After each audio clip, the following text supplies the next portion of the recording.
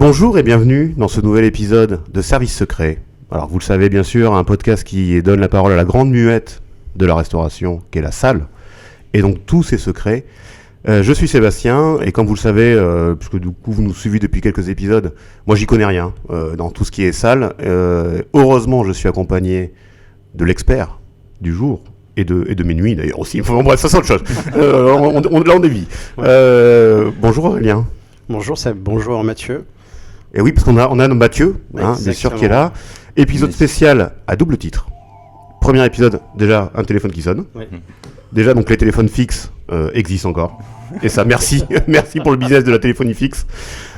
Sûrement une pub, sûrement un CPF qui va vous être vendu dans quelques minutes. Voilà. Là, aujourd'hui, nous sommes chez Nosso, le restaurant d'Aurélien, Paris 13e. Arrêt Bibliothèque François Mitterrand. Il faut toujours dire les stations. C'est très important. Très important. Et donc ça c'est déjà merci de nous accueillir chez toi Aurélien. Avec plaisir. Deuxième exception, c'est qu'on reçoit donc Mathieu Guérin, qui est un futur ex-collaborateur d'Aurélien. On peut dire ça. Voilà, Ouais. futur ex. Avec beaucoup de tristesse d'ailleurs, mais bon, ça fait partie Oh de là là. l'avenir. Il y aura énormément d'émotions dans cet épisode, je le sens déjà. Du sang et des larmes. On verra pour le sang, les larmes en tout cas à peu près. Bonjour Mathieu, Messieurs, bonjour. comment ça va? Très bien, impeccable. Bon, c'était le dernier jour hier Exactement. chez Nosso. Exactement. Bon, finalement, on commence par la fin, mais on va aussi revenir sur ton parcours. Un très beau parcours, d'ailleurs. Je me saisis, comme vous le savez à chaque fois, du CV. Donc aujourd'hui, tu es chez Nosso. Mais ça n'a pas toujours été le cas. Non, J'ai l'impression qu'on est de La Rochelle, oui. Alors, puisqu'un parcours académique très Rochelais. Pour être très exact, on est à côté de La Rochelle, mais oui, mes études ont été faites du côté de La Rochelle D'accord. pendant 8 années. Donc des études là il y a de la sommellerie, il y a de l'hôtellerie-restauration. Le parcours classique à l'époque. Un petit baccalauréat technologique, donc en lycée hôtelier. Exactement. Voilà, donc effectivement l'autoroute de l'hôtellerie, quoi, finalement. On y baigne depuis l'âge de 15 ans, donc oui, en effet. Et comment ça vient, ça? Je pense que ça vient par la passion amenée des parents, qui sont des personnes qui aiment recevoir, qui aiment cuisiner, qui aiment boire des bonnes choses. Et Qui était dans le métier ou pas du tout? Pas du tout, pas du tout. Ma maman est infirmière et mon père est un directeur commercial, on va dire, des plus classiques dans les imprimantes. Donc, de base, rien n'était prédestiné à ça. Ouais. Mais après, mes parents aiment les bonnes choses, aiment le goût de la qualité, on va dire. Donc, du coup, on fait des restaurants de temps en temps. Et c'est une fois dans le mois, c'est quelque chose de très particulier pour la famille. Donc, du coup, on se déplace tous ensemble. C'est des moments très conviviaux, des moments où on passe des très bons moments et du coup, petit à petit, ça donne envie, ça te fait découvrir des métiers, ça fait découvrir des choses. Et surtout, on a la chance d'avoir deux parents qui aiment recevoir, comme je le disais au début. Et du coup, il y a souvent des invités à la maison, on cuisine, on boit, et on s'aperçoit que c'est des moments vraiment précieux et qu'on apprécie. Donc finalement... Ouais, tu t'es dit, je vais en faire mon métier. Ouais, voilà, ça travaille. J'ai envie de faire toute l'année ce que font mes parents une fois par mois, quoi. Ouais, non, parce qu'à la maison, on recevait énormément, mais au restaurant, oui, on y allait une fois par mois. Et c'est là où, en fait, on voyait que les gens, quand ils annonçaient des plats, moi, ça mettait des étoiles dans les yeux. Et j'ai dit, je veux faire ça. Ah oui. Je veux mettre des étoiles dans les yeux aux gens qui viendront me voir. Oui, parce que toi, c'est pas cuisine, hein, c'est vraiment... Alors, tu voulais pas faire. De base, si, justement. De base, je devais faire de la pâtisserie même. Quand je suis rentré dans le lycée hôtelier de La Rochelle, je voulais être le meilleur pâtissier du monde. Et entre-temps, il y a eu des stages qui ont fait que ça a dévié tranquillement sur le monde de la restauration, mais dans la salle et après dans la sommellerie. Mais du coup, les stages étaient des stages qui t'ont... En fait, quand tu étais en stage, tu voyais la partie sommellerie qui te plaisait ou la partie salle ou des stages qui n'ont pas été performants pour toi? Non, déjà, quand on fait un bac techno à l'époque, la première année, entre la seconde et la première, vous faites un stage de 2 mois en salle directement. Et donc, moi, là, j'ai découvert un univers que je connaissais en tant que client, mais pas en tant que professionnel. Et j'avais une équipe qui était très bienveillante vis-à-vis de moi. Et en fait, j'ai commencé à avoir cette appétence pour la salle. Et après, la deuxième année, l'année qui suit entre la première et la terminale, vous faites 2 mois en cuisine. Et en fait, là, du coup, je suis allé à Magesque dans les Landes, qui était un 2 étoilés Michelin. et on apprend la rigueur de la cuisine. Et à ce moment-là, peut-être que cette rigueur-là est peut-être trop intense ou trop old school, comme on pourrait dire aujourd'hui avec le recul, et qui fait qu'on s'éloigne de cet objectif premier qui était la pâtisserie, parce qu'on ne comprend pas forcément la vision d'un chef ou la rigueur, le côté très strict qu'il pouvait avoir à l'époque.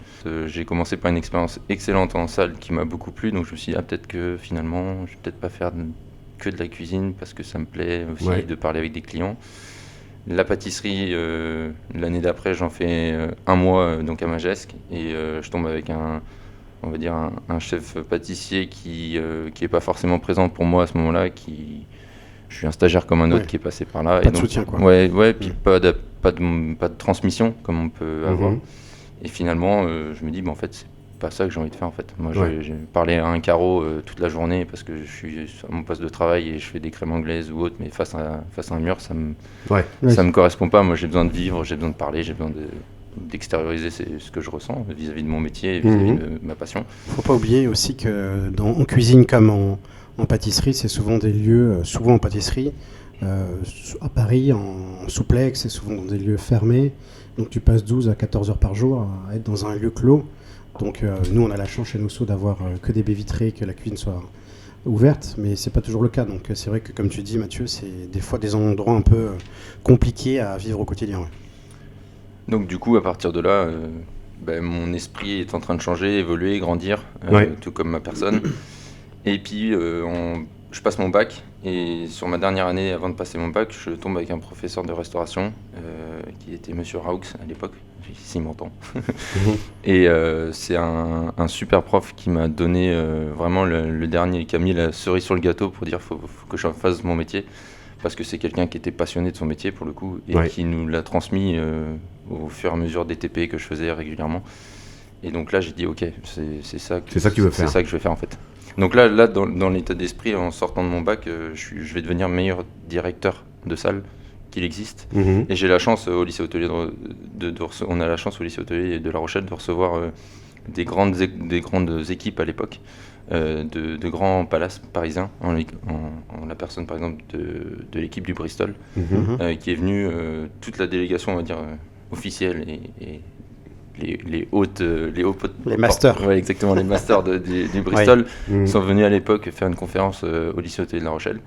Et j'ai vu Monsieur Kaiser à l'époque, qui était meilleur ouvrier de France, et qui nous fait une démonstration orale devant tout un congrès, on va dire, de jeunes étudiants, et en fait qui nous met une claque. Moi qui me met une claque en disant waouh, ce mec est vraiment, ce mec est un dieu dans son métier, et moi je veux devenir comme lui, quoi. Qu'est-ce qu'il fait Monsieur Kaiser d'ailleurs comme métier ?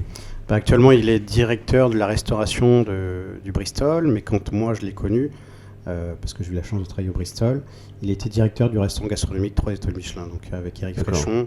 Oui, c'était The Place to Be, effectivement, à cette période-là, quand Mathieu parle du Bristol, c'était...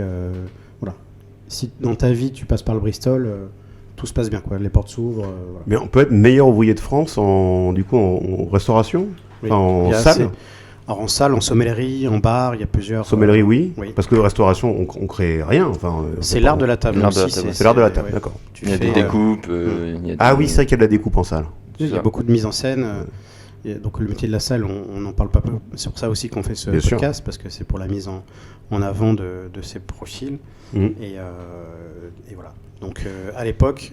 Je vois arriver, Mais du coup, ce qui est fou dans ton parcours, en tout cas dans ton choix, ce qui fait ton métier aujourd'hui, c'est qu'il y en a un qui t'a dégoûté la pâtisserie, du coup tu as dit je ne ferai pas pâtissier, et il y en a un autre qui t'a au contraire dit finalement je vais faire de la sommellerie. Sur mes deux premières expériences professionnelles à 15, 16 et 17 ans, je tombe sur des cuisines qui sont ce que j'appelle moi des cuisines old school à l'époque, c'est-à-dire que mon premier stage à la Palmyre, 200 couverts par service. C'est une personne qui derrière le pass qu'on appelle chef, mais qui envoie quand même des casseroles à travers le pass qui explose des carreaux derrière où les gens de la salle passent. Donc déjà là on a un premier aspect tyrannique à ce moment-là de la cuisine. Et à 15 ans je pense que c'est pour ça aussi que ça marque. Oui, ça fait peur. Et la deuxième partie, je vais pas trop en dévoiler non plus, mais il y a des choses qui se font en cuisine qui pour moi sont intolérables. Je ne comprends pas pourquoi on fait ça, je ne comprends pas moi, c'est pas comme ça qu'on m'a éduqué. Je comprends pas certaines choses, donc je me dis, ok, très bien. Si c'est les codes, moi, je suis pas là pour réinventer le monde. Du coup, ces codes ne me correspondent pas, donc du coup, je vais faire quelque chose qui me correspond plus et qui est bizarrement la salle. Ouais. Et après, du coup, le bac, je décide donc d'insister en faisant un BTS dans l'art de la table. Oui. Et entre les deux années, pardonnez-moi, on a un stage de 4 mois qui peuvent se faire à l'étranger. Et moi, je pars au Canada, à Québec, dans la ville de Québec, faire mon stage. Et je veux, à ce moment-là, voir ce que c'est la sommellerie.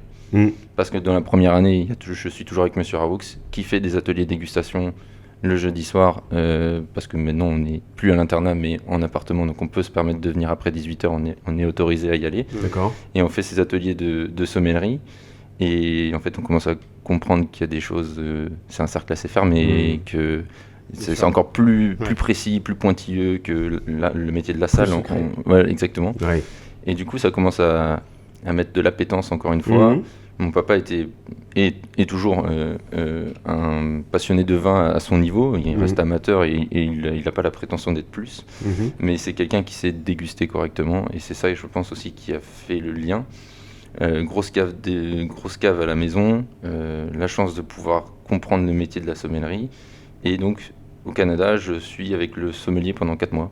Et normalement, je suis censé faire 2 mois de salle, 2 mois de cuisine. Et moi, j'arrive, dès le premier mois, je dis, les gars, si c'est possible, je vais faire que de la salle. Okay. Donc moi, je tombe sur des gens très, très sympathiques et qui me disent, il n'y a aucun problème, tu feras 3 mois de salle et 1 mois de sommellerie pure. Donc je fais ces 4 mois à Québec et je reviens et ça y est, je suis piqué. Je suis piqué à vif et là, je dis, c'est bon, je vais faire de la sommellerie. Et là-bas, tu buvais tout type de vin ou il y avait des vins en... Alors, la chance que j'ai eue d'aller là-bas, c'est que la France, quand on est en France, on boit beaucoup de vin français. Bien sûr, ouais. Mais quand on est au Canada, le vin français coûte très cher. Ouais, donc en fait, sur une carte des vins, ça représente juste une page de la carte des vins, les vins français. Avec la Bourgogne, le Bordeaux, le Bourgogne blanc beaucoup, Bordeaux rouge à l'époque beaucoup, un peu de Loire qui commençait à faire son chemin, et c'est tout. Et après, par contre, tout le reste, c'était des vins étrangers. Et c'est là où moi aussi, j'ai une passion pour les vins étrangers qui est née. L'Argentine, le Chili, les vins autrichiens, les vins allemands, il y en avait partout. Et après aussi les spiritueux, parce qu'ils ont une grande culture des spiritueux, avec tout ce qui est cognac, parce qu'à l'époque, moi, étant de la pas très loin de la Rochelle, le cognac, ça fait sens. Évidemment. Donc cognac, les whisky. Moi, je suis pas un grand amateur de whisky, mais eux, ils savent l'être. Et j'ai fait par exemple dans ce cercle privé qui était à Québec un repas le soir. Accord mets et cigares, whisky.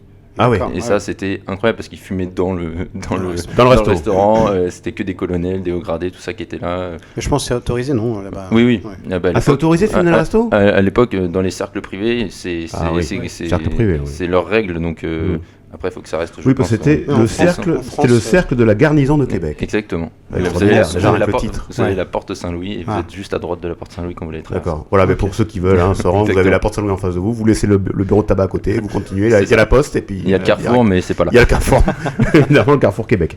D'accord, super expérience du coup à l'étranger, donc tu reviens, piqué sommellerie. Ah oui. D'ailleurs, tu as parlé de spiritueux. Je crois, le sommellerie ne concerne pas que le vin. Non, exactement. Voilà, parce qu'on a souvent tendance à associer que sommellerie et vin. Ça concerne aussi d'autres alcools. Aurélien pourra le préciser encore plus que moi, mais dans la sommellerie, il y a tout ce qui est donc vin, mais après, il y a même tout ce qui est autre, comme les eaux de vie, les liqueurs. Après, il y a même les thés, les cafés. Et après, autrefois, il y avait les cigares. Maintenant, c'est un peu sorti le côté cigare à cause des nouvelles lois qu'on a eues. Mais dans l'idée, c'est ça. Ah oui. Donc c'est encore, justement, ça me donne encore plus de prestige, je pense, à ce métier. Ouais. Tout ce qui est liquide peut être une source d'inspiration. C'est vrai. Bon, c'est une belle citation d'Aurélien. Tout ce qui est liquide peut être source d'inspiration. Vous retrouvez la meilleure citation d'Aurélien. Je rappelle qu'il publie son recueil aux éditions du Seuil, évidemment. Parce que alors j'allais dire le pins, je sais pas comment vous l'appelez entre vous. De sommelier, c'est une grappe. Mais après, ça dépend. Il y en a maintenant, c'est des tire-bouchons. Voilà, donc c'est quand même très associé au vin en général. On n'arrête pas le progrès. Oui, c'est vrai. C'est vrai qu'il y a pour citer un peu la classification des grappes, celles qui sont classées sont les grappes de l'Union de la sommellerie des Français ou autres, mais en fait c'est écrit l'Union de sommellerie française. Et donc en fonction de ton titre, tu as la grappe qui est plus ou moins celle en or, c'est parce que tu es maître sommelier. Donc c'est une reconnaissance de tes pairs. Donc il y a un code sur désolé, j'appelle ça le pins. Je sais pas comment vous l'appelez. La grappe. La grappe. Donc il y a un code selon la couleur. Disons sur celle il y a des grappes qui sont reconnues.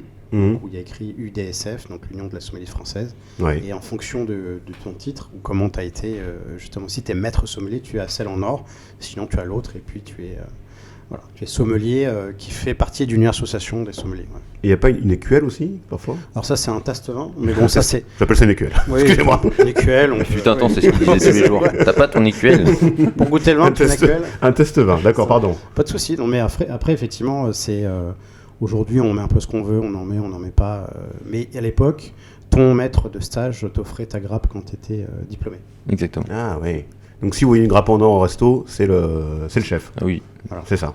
Ok, très bien. Il a de l'ancienneté, le monsieur. Voilà. Ouais, parce que donc il y a chef, sommelier, assistant. Ça reste la même classification, on va dire, que la salle classique. Mais après, chaque maison aussi a sa hiérarchie personnelle, mais oui, il y a toujours le chef, l'assistant, et après les chefs de rang.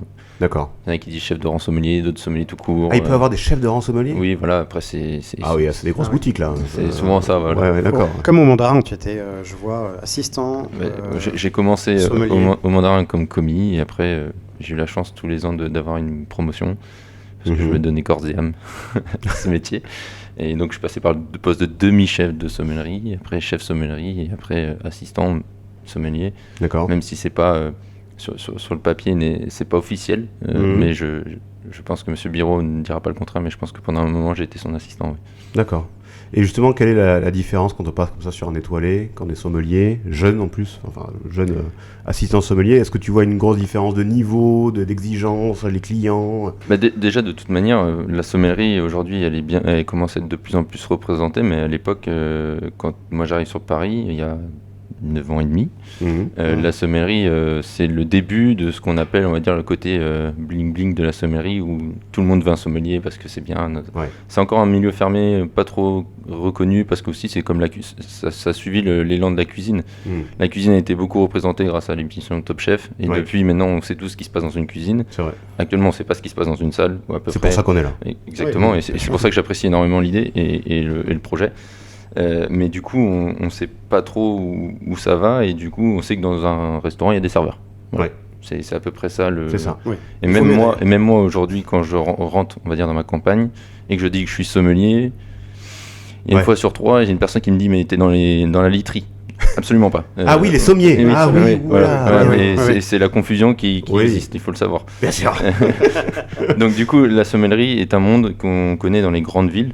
Mais c'est tout. Ouais. Il faut des grandes structures, il faut qu'il y ait des étoilés en règle générale. Ça a beaucoup de connotations avec l'excellence et le luxe. Donc malheureusement, dans les restaurants de campagne, dans un restaurant, il faut des serveurs, des cuisiniers. Effectivement. Et là, je vais parler non pas au sommelier, mais au chef d'entreprise qui est Aurélien. Il faut quand même sortir un salaire chargé d'une personne qui va conseiller uniquement, désolé pour le uniquement, mais des vins et spiritueux. Oui, mais alors, je pense qu'effectivement, oui, c'est très pertinent ce que tu viens de dire, mais il faut savoir qu'un sommelier, c'est celui qui vend le plus. C'est-à-dire qu'une fois que tu as vendu ton menu, ce qui va faire la différence pour ton ticket moyen ou ton chiffre d'affaires en fin d'année, fin de mois, c'est le vin. C'est le verre de vin. L'upselling, quand tu revends un verre de vin, c'est l'apéritif. Un sommelier s'est présenté très bien l'apéritif, alors qu'un serveur, vous voulez un apéritif ? Oui, non. Voilà. Oui, un sommelier, c'est tu apprécier un cocktail. Ici, actuellement, c'est avec les Pyrénéas, avec des cachasses incroyables. Est-ce que vous souhaitez apprécier une coupe de champagne plutôt blanc, plutôt rosé ? Tu rentres tout de suite dans l'élément, tu rentres tout de suite dans la qualité d'un grand champagne, la qualité d'un verre de vin. Donc effectivement, c'est ce que fait très bien Mathieu, et ce qui fait que le chiffre d'affaires est décuplé quand tu as quelqu'un comme Mathieu. Donc, et ça, il faut le dire. Donc c'est un bon investissement, sommelier. Actuellement, c'est un coût au recrutement, mais c'est vrai que, comme dit Aurélien, si vous vendez beaucoup de vin, ça va être la valeur ajoutée de votre restaurant. Ouais. Et aujourd'hui, parce que le bénéfice, en tout cas la marge dans un resto, se fait beaucoup quand même sur les alcools. C'est là où c'est évidemment. plus. C'est pour ça que les bars à vin cartonnent, c'est pour ça que Ouais. C'est pour ça qu'on dit que les cocktails, c'est l'eau la plus chère de Paris. Parce que c'est dans les glaçons. Ah oui, c'est vrai. Donc on continue, là tu arrives sur la place parisienne. Oui, j'arrive sur la place parisienne, mais entre-temps je fais une mention sommellerie. Ah. C'est important. Une mention sommellerie. Ouais, ce passage-là, il est important. Qu'est-ce que c'est que ça? Parce que c'est dans la literie, ça je sais. Non, oui, exactement. Ikea, non, c'est pas ça. Si on parle de sommellerie, on parle de vin. De vin, donc je vais servir du vin. Oh là là, il est fort. Quelle transition. Il a fait un BTS animation audiovisuelle. Il a un BAFA. Il a évidemment un BAFA. Oui, il a fait beaucoup de choses, Aurélien. C'est un touche à tout, de toute façon. Donc, ouh là là, quelle belle bouteille. Oui, c'est une carafe. Ah, c'est une carafe. Ah oui, mais c'est extrêmement joli ça. Oui. Attendez, on va le montrer un petit peu à la caméra. Hop, je sais pas si ça fera le... Merci Sébastien de souligner l'élégance des carafes, je suis un fan de carafes. Ah ouais, c'est sublime ça. Geek de verre, de carafes. Mathieu, merci d'être là avec nous. Merci à vous, merci pour l'invitation. Chez Nosso. Sébastien, mon fidèle collaborateur. On a tendance à dire qu'un verre de vin, c'est avant tout un grand vin qui se partage. Oui. Donc je pense que là, on est au cœur du sujet. L'objectivité, Mathieu, c'est de prendre du plaisir à humer, à faire tourner ce vin dans le verre. On a une très belle verrerie, comme tu peux le constater. Donc on a un très joli partenariat avec la maison Riedel qui nous fait donc ces Riedel Velos, donc qui sont des soufflets-bouches ultra légers. Je sais pas, qu'est-ce que tu penses du verre déjà dans un premier temps? Alors de vous à moi, la verrerie est pour moi très importante parce qu'on m'a enseigné ça. Vin élégant, fin, mérite, verre élégant, fin. Oui. À partir de là, déjà, vous avez mis les bases. Quand vous arrivez dans un restaurant et que vous voyez comme verre, un verre avec une épaisseur de 15 cm, c'est pas agréable au toucher bouche, c'est pas agréable à porter parce que c'est lourd et vous n'êtes pas là pour fatiguer le bras. Donc je pense que ce qui est important, c'est de se concentrer sur ce qu'il y a à l'intérieur, même si l'extérieur, on va dire le verre est important, mais si vous mettez déjà des gros verres, ça va enlever une partie d'attractivité pour ce qui est à l'intérieur et c'est dommage. Oui. Les verres Riedel sont très jolis. Moi, j'ai l'habitude de travailler avec. Également avec je ne sais pas si je peux citer une autre marque, mais avec Lehmann, qui sont pour moi les deux grosses usines qui nous permettent d'avoir des verres d'excellence à bon rapport qualité-prix. C'est important parce qu'on a tendance sur certains verres à s'enflammer parce qu'ils sont magnifiques, mais malheureusement le coût est trop cher à l'achat pour nous. Donc, alors il y a un sujet quand même sur les verres comme ça. C'est pour les laver. Oui, mais parce que c'est très compliqué à laver. Hein. Ça casse. Hein. Toutes les mamans nous disent mais comment vous faites pour pas casser vos verres? Bah oui.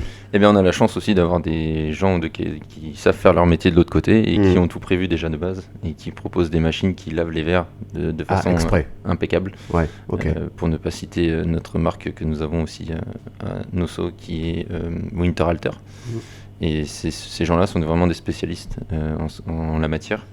Et finalement, vous mettez votre verre dans un rack qui est taillé pile poil pour le verre que vous avez acheté. Ouais. Et il y a les produits nécessaires et ça fait le lavage nécessaire. En fait, vous les sortez, ils sont juste à sécher et il n'y a plus de traces. Donc ça, c'est la machine avec l'osmoseur. Donc c'est une machine qui permet de sécher les verres quelques instants après que vous avez sorti votre rack de la machine à verre. Un petit clin d'œil important. Prenez des racks en plastique parce que ça évite avec les vibrations de casser le buvant du verre, parce que souvent les verres de qualité comme celui-ci se cassent pas sur le pied, mais c'est plutôt le buvant, donc le haut du verre, qui est souvent ébréché. Donc vu que c'est des verres très fins, ça peut vous entailler les lèvres, donc c'est pour ça qu'on fait attention. Prenez garde. Mais ayant des racks en plastique, ça vous permettra d'éviter avec les vibrations à long terme de ce genre de problème. Voilà. Là, ces petits conseils d'Aurélien, c'est un petit rack en plastique. Voilà. J'étais représentant pour la maison Winter. Un petit rack en plastique, ça évite d'avoir des lèvres en sang. On est en mention complémentaire. Après le BTS. Après le BTS. Mention complémentaire sommellerie, ça dure 1 an. Ça fait partie d'un des diplômes que vous pouvez avoir en tant que sommelier. Parce que pour la sommellerie, il y a plusieurs diplômes possibles. Des BP, des brevets professionnels, des mises à niveau qui nous permettent d'arriver dans la sommellerie ou bien la mention sommellerie. Et moi j'ai fait ma mention sommellerie toujours au lycée hôtelier de La Rochelle. Pendant cette mention sommellerie, on fait un stage. On fait un stage purement en sommellerie. Et à cette époque, dans ma mention sommellerie, on est 13. Et donc on a 13 grosses écuries qui nous sont proposées en tant que stage. Ouais. Et en l'occurrence, le Bristol. Ah, Et moi, une année avant, 2 années avant, comme je vous ai dit, je vois l'équipe du Bristol qui vient me voir, qui me met des étoiles dans les yeux. Et là, je me dis, banco quoi. Il faut que ça soit pour moi. Il faut que cette place soit pour moi. Donc en fait, pour y arriver, déjà, il fallait avoir un logement sur Paris. Donc toute la classe n'avait pas de logement sur Paris. On était 6 à pouvoir aller à Paris. Et sur les 6, il y avait des grandes maisons comme le Plaza Athénée, comme le Ritz, tout ça. Et le Bristol. Et moi, en fait, c'était en fonction des notes et en fonction de notre souhait qu'on était placé. Et moi, je demande direct, je veux aller au Bristol.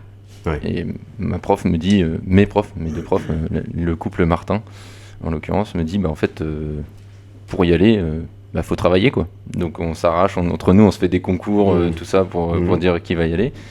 Et je finis par aller au Bristol.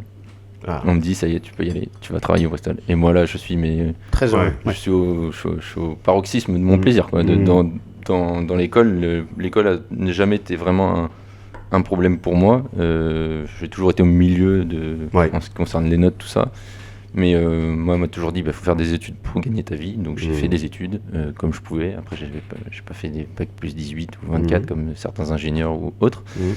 Mais j'estimais que j'étais un élève moyen, mais je me suis toujours démerdé. En tout cas, têtu et tu vas au bout des choses quand tu as une idée en tête. Ah oui, en règle générale, quand j'ai une vision d'un objectif, tant qu'il n'est pas atteint, on y va, quoi. Donc, enfin, je vais au Bristol.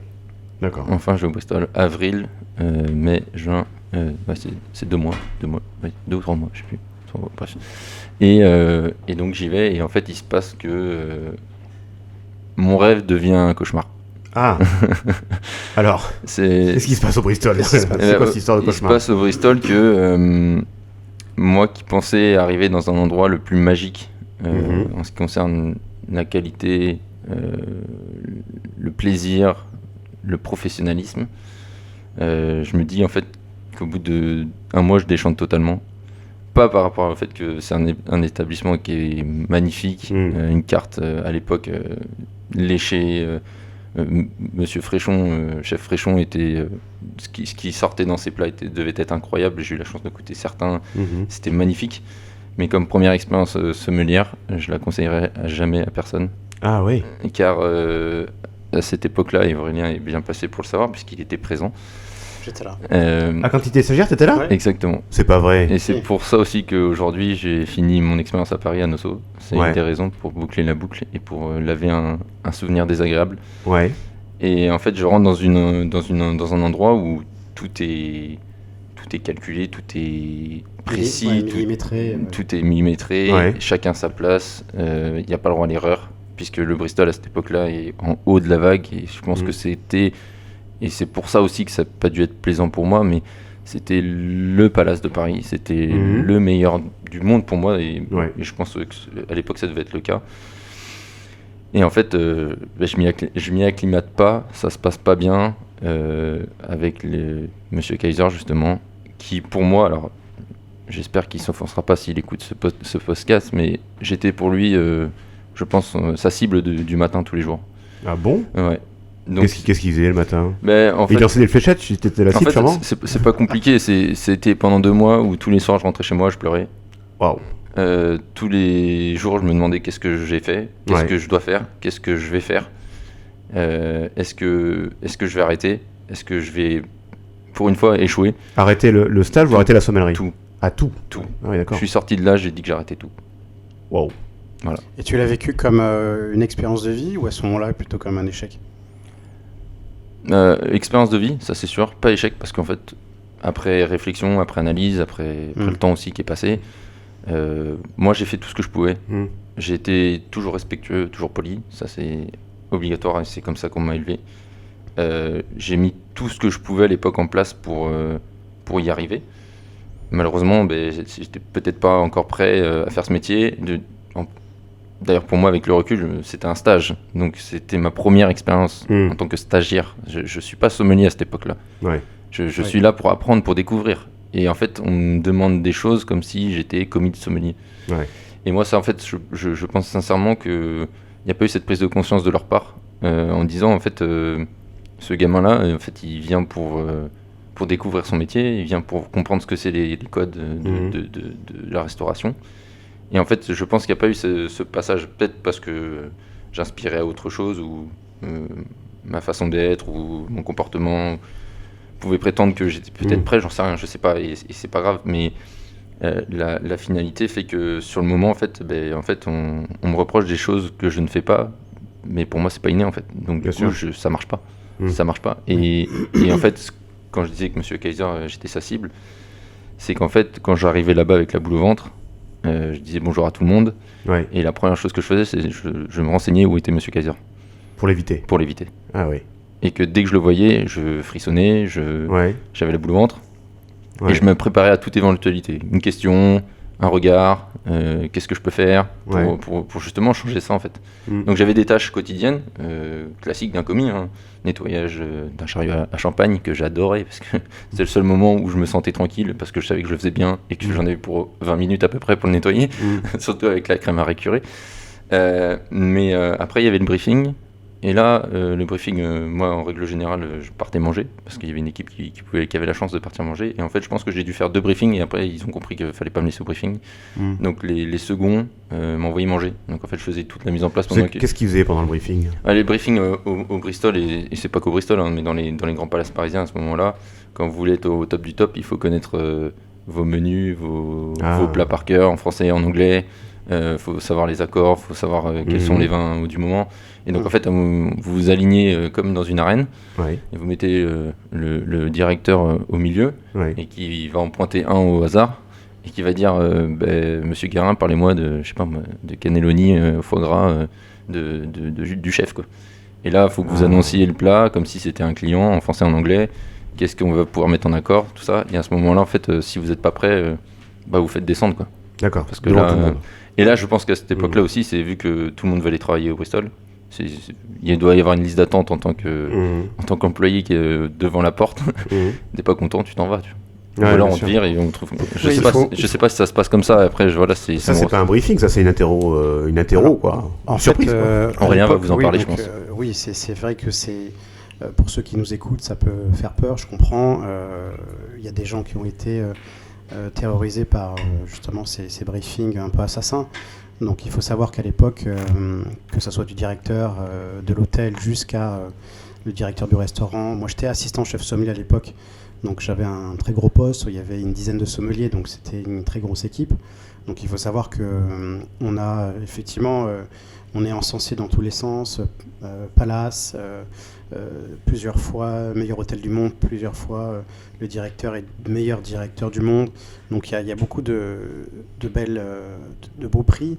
Donc il faut être à la hauteur de ça. On est sollicité, pas droit à l'erreur bien sûr. Et puis ce qui était assez perturbant, c'est qu'on est toujours sollicité par des clients mystères qui sont en fait des audits.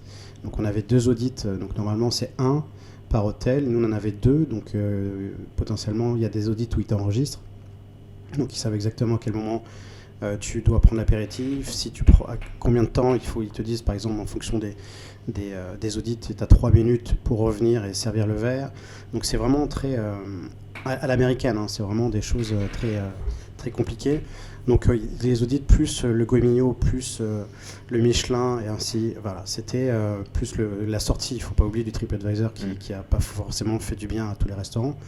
Parce qu'on était premier, donc il y a des gens qui savaient qu'on était plus premier sur TripAdvisor que 3 étoiles Michelin, donc ça faisait beaucoup de pression. C'est plus consulté le TripAdvisor que le Michelin, oui, effectivement. Oui, mais à l'époque, donc l'objectivité du directeur de l'hôtel et du restaurant, c'était de être resté premier, peu importe tout restaurant confondu. Donc c'était une grosse pression. Un commentaire vous pouvez tout faire plomber, donc c'était beaucoup de pression. Et effectivement, on attendait des gens qui travaillent avec nous d'être précis, d'être à la hauteur.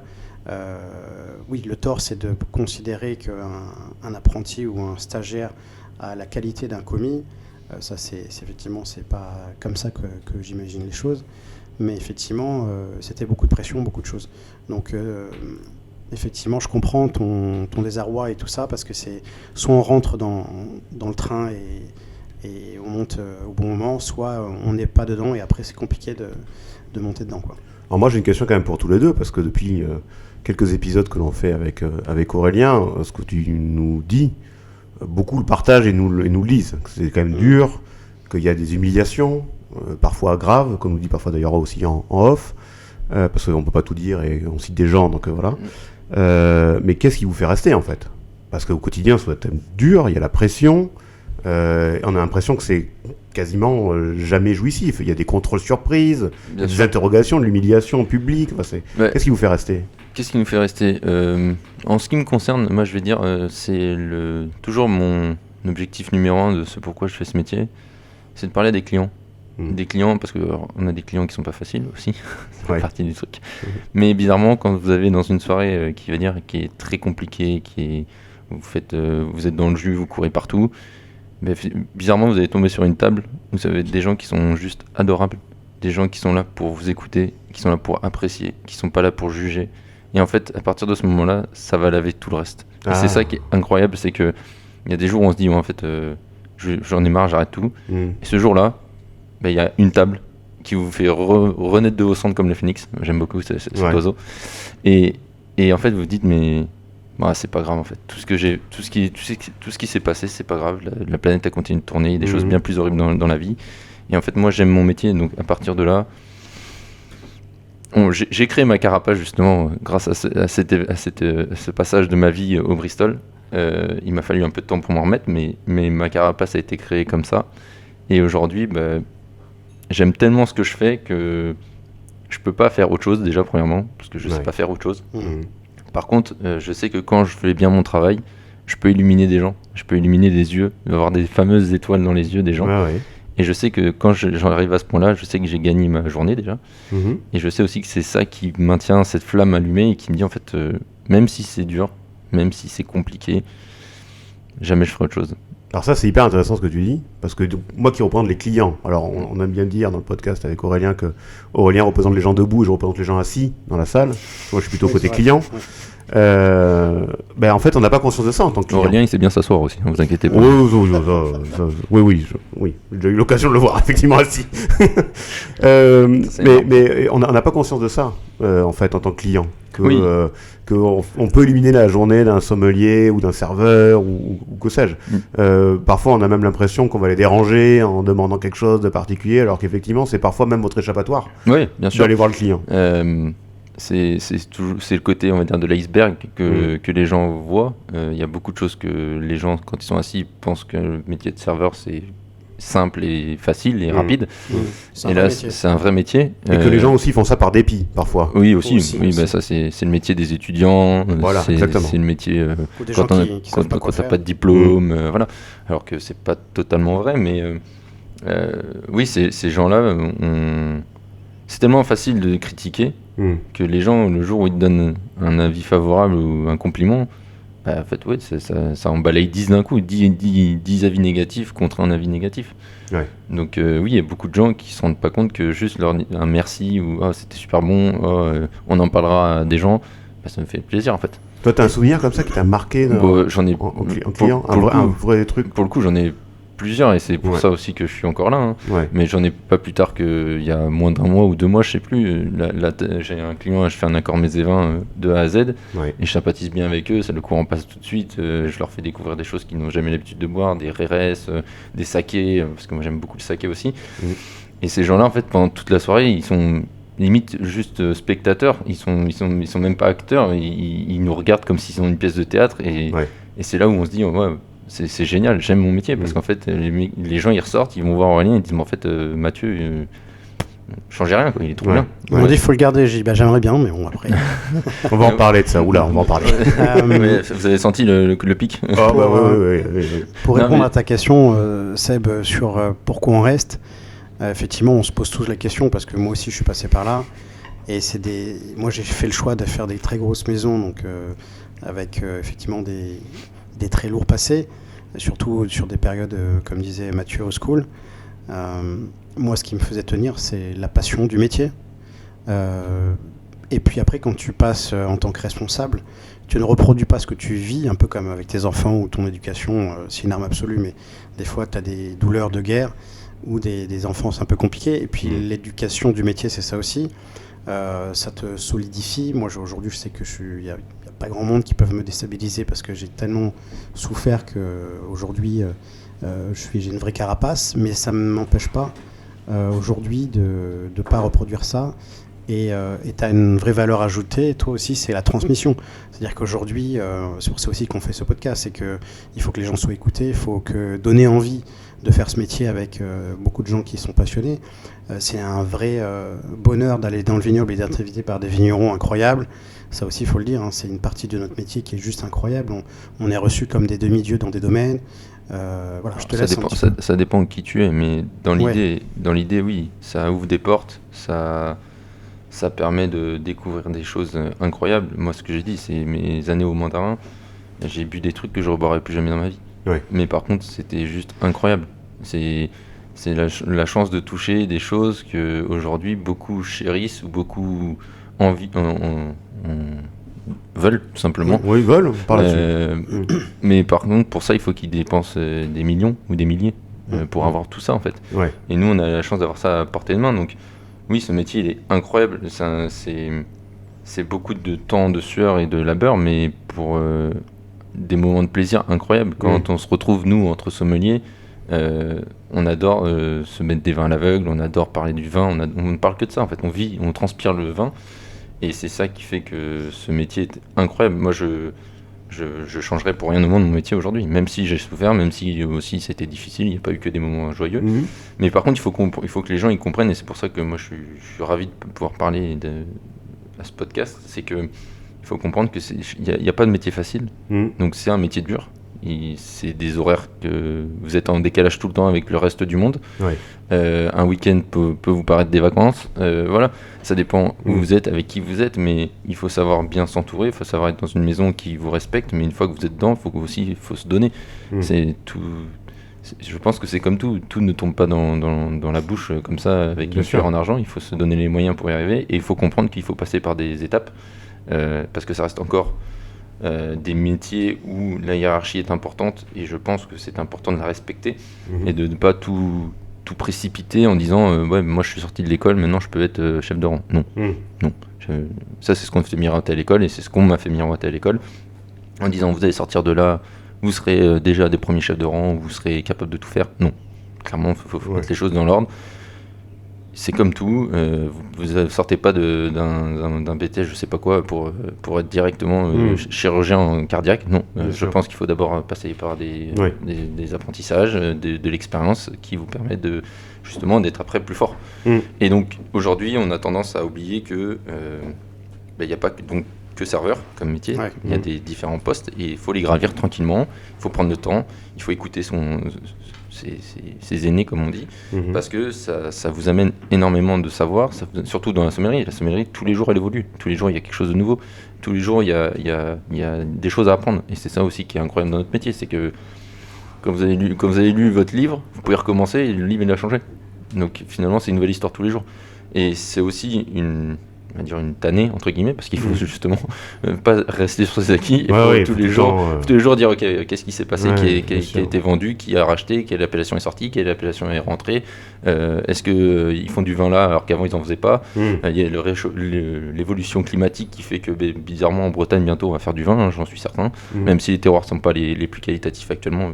Je pense qu'un jour on va faire du vin en Bretagne, on commence à faire de lait. T'aimerais bien en fait, on a compris. Parce que le sous-chêne ça va 5 minutes quoi. Non, mais en Angleterre on fait des effervescents qui ont, pour certains maintenant, malgré tout ce qu'on peut dire, l'apanage de certains champagnes. Voilà, donc tout évolue, c'est comme l'humain, l'humain évolue, donc du coup il faut rester aux aguets tout le temps, et ça le maintient justement, ça nous permet d'avancer. Donc on était resté Bristol pas top. Non. On a sorti de Bristol, Mathieu Guérin, il veut plus faire de la sommellerie, il veut plus faire de la salle, il sait pas quoi faire en fait. Il sait plus où il est, il sait plus où il habite. Il rentre chez ses parents le reconnaissent pas trop. Il se dit qu'est-ce qu'il va faire quoi. Donc ça tombe bien, on est en plein été, juillet-août, c'est génial, il fait beau, on va aller à la plage, ah non, pas de sous. Donc du coup, il va falloir quand même bosser. Donc du coup, Mathieu Guérin, retourne sur quelque chose qu'il a déjà fait. Il retourne en saison où il avait été les années précédentes, dans un endroit où il est en sécurité, un endroit où il est connu pour son travail et pour ce qu'il fait, et Ça, c'est bien, plutôt bien, normalement. Ouais. Donc du coup, il relance une saison là-bas en disant, bon, les gars, est-ce que vous pouvez m'héberger, entre guillemets, Ouais. parce que j'ai pas de sous, il me faut des sous, et après je verrai ce que je vais faire, quoi. Donc du coup, je retourne à Avignon dans un complexe suisse, où bizarrement, la vision du travail n'est pas la même que la nôtre, Ouais. et on est bien payé, on fait les horaires de 8 heures, pas plus, parce que sinon ils sont obligés de nous payer nos heures sup, Ouais. parce qu'eux ils imposent de payer les heures sup. Limite, on a envie de faire plus de travail parce qu'on se dit, tiens, c'est bizarre, quand on fait beaucoup de travail, on est bien payé. Alors, ce qui est la loi, hein, je le rappelle quand même, hein, les heures supplémentaires, normalement c'est la loi. Alors, la loi, oui, mais Oui. pas la loi de la restauration. Bref. Oh, ça a évolué un peu quand même, mais Oui, ouais, bref. Et du coup, pendant cette petite saison, je me refais mon dos rond, je reprends un peu de confiance en moi, et je vais retourner à La Rochelle à la fin de cette saison, et je décide de prendre un poste de chef de rang sur l'île de Ré, restaurant Le Richelieu, qui est à la flotte, qui a vue sur mer, qui était anciennement étoilé. Je rencontre le maître d'hôtel, ça se passe bien. Je lui dis voilà que moi j'ai envie de faire juste de la salle. Si jamais il y a un peu de travail à faire sur la cave, je peux le faire parce que j'ai ma mention sommellerie qui peut m'aider. donc c'est à dire que là, le vin, tu veux plus en entendre parler, quoi. Alors c'est pas que je veux plus en entendre parler, mais c'est que je veux juste plus avoir la pression qui correspond à ce métier-là. Donc D'accord. je lui dis voilà, moi je. Tu vas en douceur, quoi. Ouais, moi je suis chef de rang, ça je sais faire parce qu'on me l'a toujours dit, encore plus après ma saison où j'ai repris du poil de la bête. Un grand sommelier, c'est avant tout un bon chef de rang. Ouais, je pense. Je pense que les grands sommeliers aussi sont des gens polyvalents. Et plus vous Tout à êtes fait. polyvalent dans notre métier, plus vous avez quelque chose à leur vendre, je pense. Ouais. Donc du coup, je fais je postule au chef de rang là-bas. On verra ce qui se passera. Tu vois. Ouais. Et il s'avère qu'il y a une super belle cave. Mais une super belle cave. C'est-à-dire qu'à l'époque où ils étaient étoilés, ils avaient acheté beaucoup de vins, des grands noms, des Chablis premiers crus, des grands Bordeaux, parce que La Rochelle, c'est plus Bordeaux que vous achetez que la Bourgogne.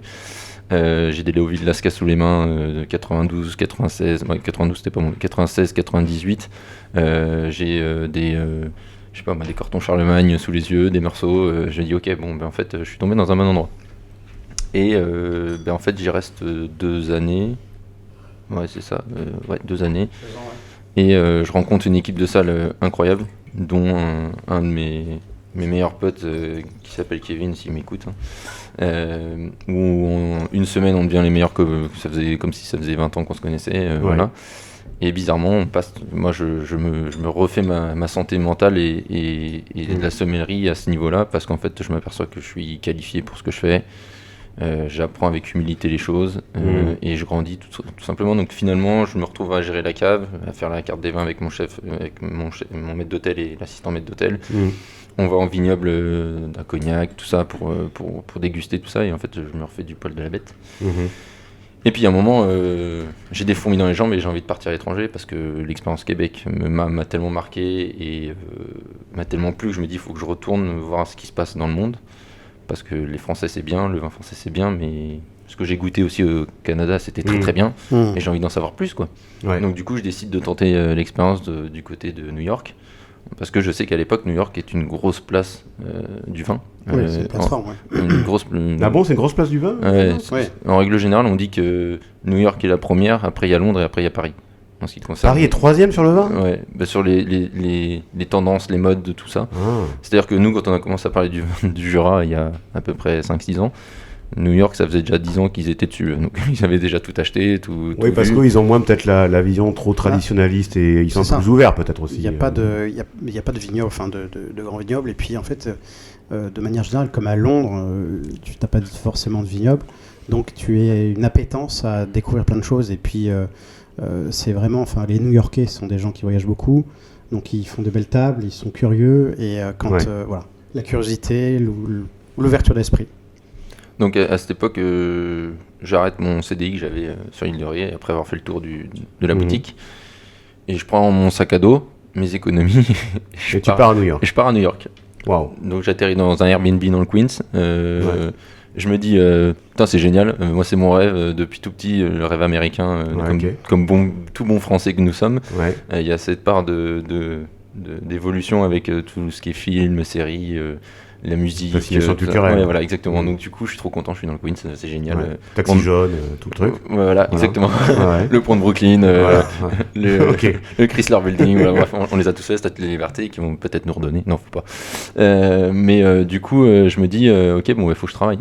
Sauf qu'à l'époque, c'est aussi l'époque où il y a un changement de président qui s'appelle Trump. Ah oui, on est en... Oula, oui, on est en 2016, c'est ça? Ouais, ça, la première élection. La première version. La première version de Trump, ouais. Okay. Et finalement, je trouve un restaurant qui s'appelle Chez Boulet, qui est dans Chelsea, dans le quartier de Chelsea, à Manhattan. Et on me dit, bon, en fait, on va te prendre en tant que commis. De toute façon, tu parles pas anglais, donc il va falloir que tu fasses tes preuves, mon copain. Ah, parce que t'es parti là-bas sans parler anglais. Oui, le but était de devenir bilingue quand même. D'accord, génial. Oui. Ah oui, on y va, quoi. Comme quoi, c'est possible. Oui, non, mais vous allez voir que pas tant que ça, mais... Ah, d'accord. Comme quoi, c'est pas possible. Non, si, je pense que c'est possible, mais il faut pas qu'il y ait Trump dans les barrages, en fait. La problématique, c'est qu'à ce moment-là, donc on est en fin d'année, novembre-décembre, et que eux, ils élisent leur président au mois de janvier, à peu près. Ouais, prise de fonction en janvier. Voilà, c'est ça. Donc du coup, c'est dans les tuyaux. Et donc en fait, moi je suis français. Donc à cette époque-là, j'entends le premier mot de ma vie, c'est que je suis immigré. Ce qui est vrai. Ce qui est totalement vrai, mais sauf que moi, en tant que français, je n'ai jamais entendu ce mot. J'ai jamais eu conscience de ce mot et ce que ça voulait vraiment impacter. Et donc c'est fait que le gars de chez Boulet me dit, ok, on va vous faire un visa. Ouais. On fait le visa. Parce que t'es parti sans visa, t'étais parti avec un touristique. Oui, il y a eu un truc trois mois. Et t'as dit sac à dos, puis on y va, quoi. Tu vois, tous les jours on dépense de la thune sans en avoir qui vont rentrer, mais c'est pas grave. On a pris les consciences du problème, que ça va se régler, quoi. D'accord. Donc je trouve, je sais pas, je dois prendre 2 semaines à trouver chez Boulet un poste de commis plongeur, parce que pareil, ils ont pas les mêmes postes que nous, et puis surtout, il faut que ça rentre dans les catégories de visa pour pouvoir prétendre à des visas. Bon, bref. Il me dit, vous avez une expérience de sommellerie, mais on va vous mettre spécialité fromage. Parce que vous êtes français, tu vois, genre. Juste pour avoir le visa, tu vois. Ils s'emmerdent pas, les Américains. Non, mais juste pour avoir le visa, quoi. Donc, ce qui est bien, c'est qu'à l'époque, moi, j'ai une connaissance, un avocat qui est français, mais qui a fait son barreau à New York, et qui connaît une avocate dans l'immigration. Donc, il me met en lien avec, mais sachant que prendre un avocat aux États-Unis, c'est. Déjà qu'en France c'est pas donné, aux États-Unis c'est pire, donc elle me dit je fais un rendez-vous avec toi puis après il faudra payer. Donc j'ai dit on va faire un rendez-vous et puis après je te dirai salut. Donc du coup je rencontre cette personne, elle me dit en vrai c'est faisable, mais ça va être chaud patate parce que il y a Trump qui est dans les barrages et Trump il aime pas trop les gens. Il est pas branché immigration, j'ai vu ça. Il est pas branché. Déjà au premier tour il l'était pas, mais au deuxième il est encore moins. Il est encore moins. Et puis il a alors on parlait des vins américains, il est quand même dans le business lui. Trump. Je sais pas si vous avez déjà goûté. Dans le vin américain, oui. Mais le truc Trump Wineard, je crois qu'il a un truc comme ça. Oui, il a un peu investi, mais bon, c'est pas. Il a investi dans beaucoup de choses. Du vin Trump? Non. Non, je ne crois pas. Je pense que l'histoire ne raconte pas. On fera une dégustation. Mais et du coup, finalement, 2 semaines après la procédure lancée, je reçois un mail qui me dit, mais en fait, je suis désolé, mais ça va pas le faire, quoi. Donc du coup, on est veille de premier de l'an, je dis je reste, je fais le premier de l'an à Times Square comme tout bon touriste que je suis. Mais sans bosser là. Sans bosser, ça fait 2 mois. Ça fait 2 mois. Je peux bosser en black, mais le problème c'est que si je bosse au black et que je me fais choper, je peux pas venir sur le territoire pendant 5 ans, quoi. Donc je dis je prends pas ce risque, je prends pas ce risque-là, je fais le premier de l'an et puis je vais rentrer chez moi gentiment. Donc j'ai fait le premier de l'an sur Times Square, ce qui est quand même incroyable. C'est une expérience de fou furieux. Faut aimer le froid et faut aimer attendre 5 heures avant, mais c'est cool, c'est vraiment cool. Et la boule qui monte. Exactement, le décompte de 1 minute avec tous les Américains qui comptent vraiment. Alors pendant 1 minute, c'est très long, 1 minute quand on compte. T'es là, tu dis. Quand on compte les secondes. 59, 58, tu vois. Ouais, puis en anglais, donc.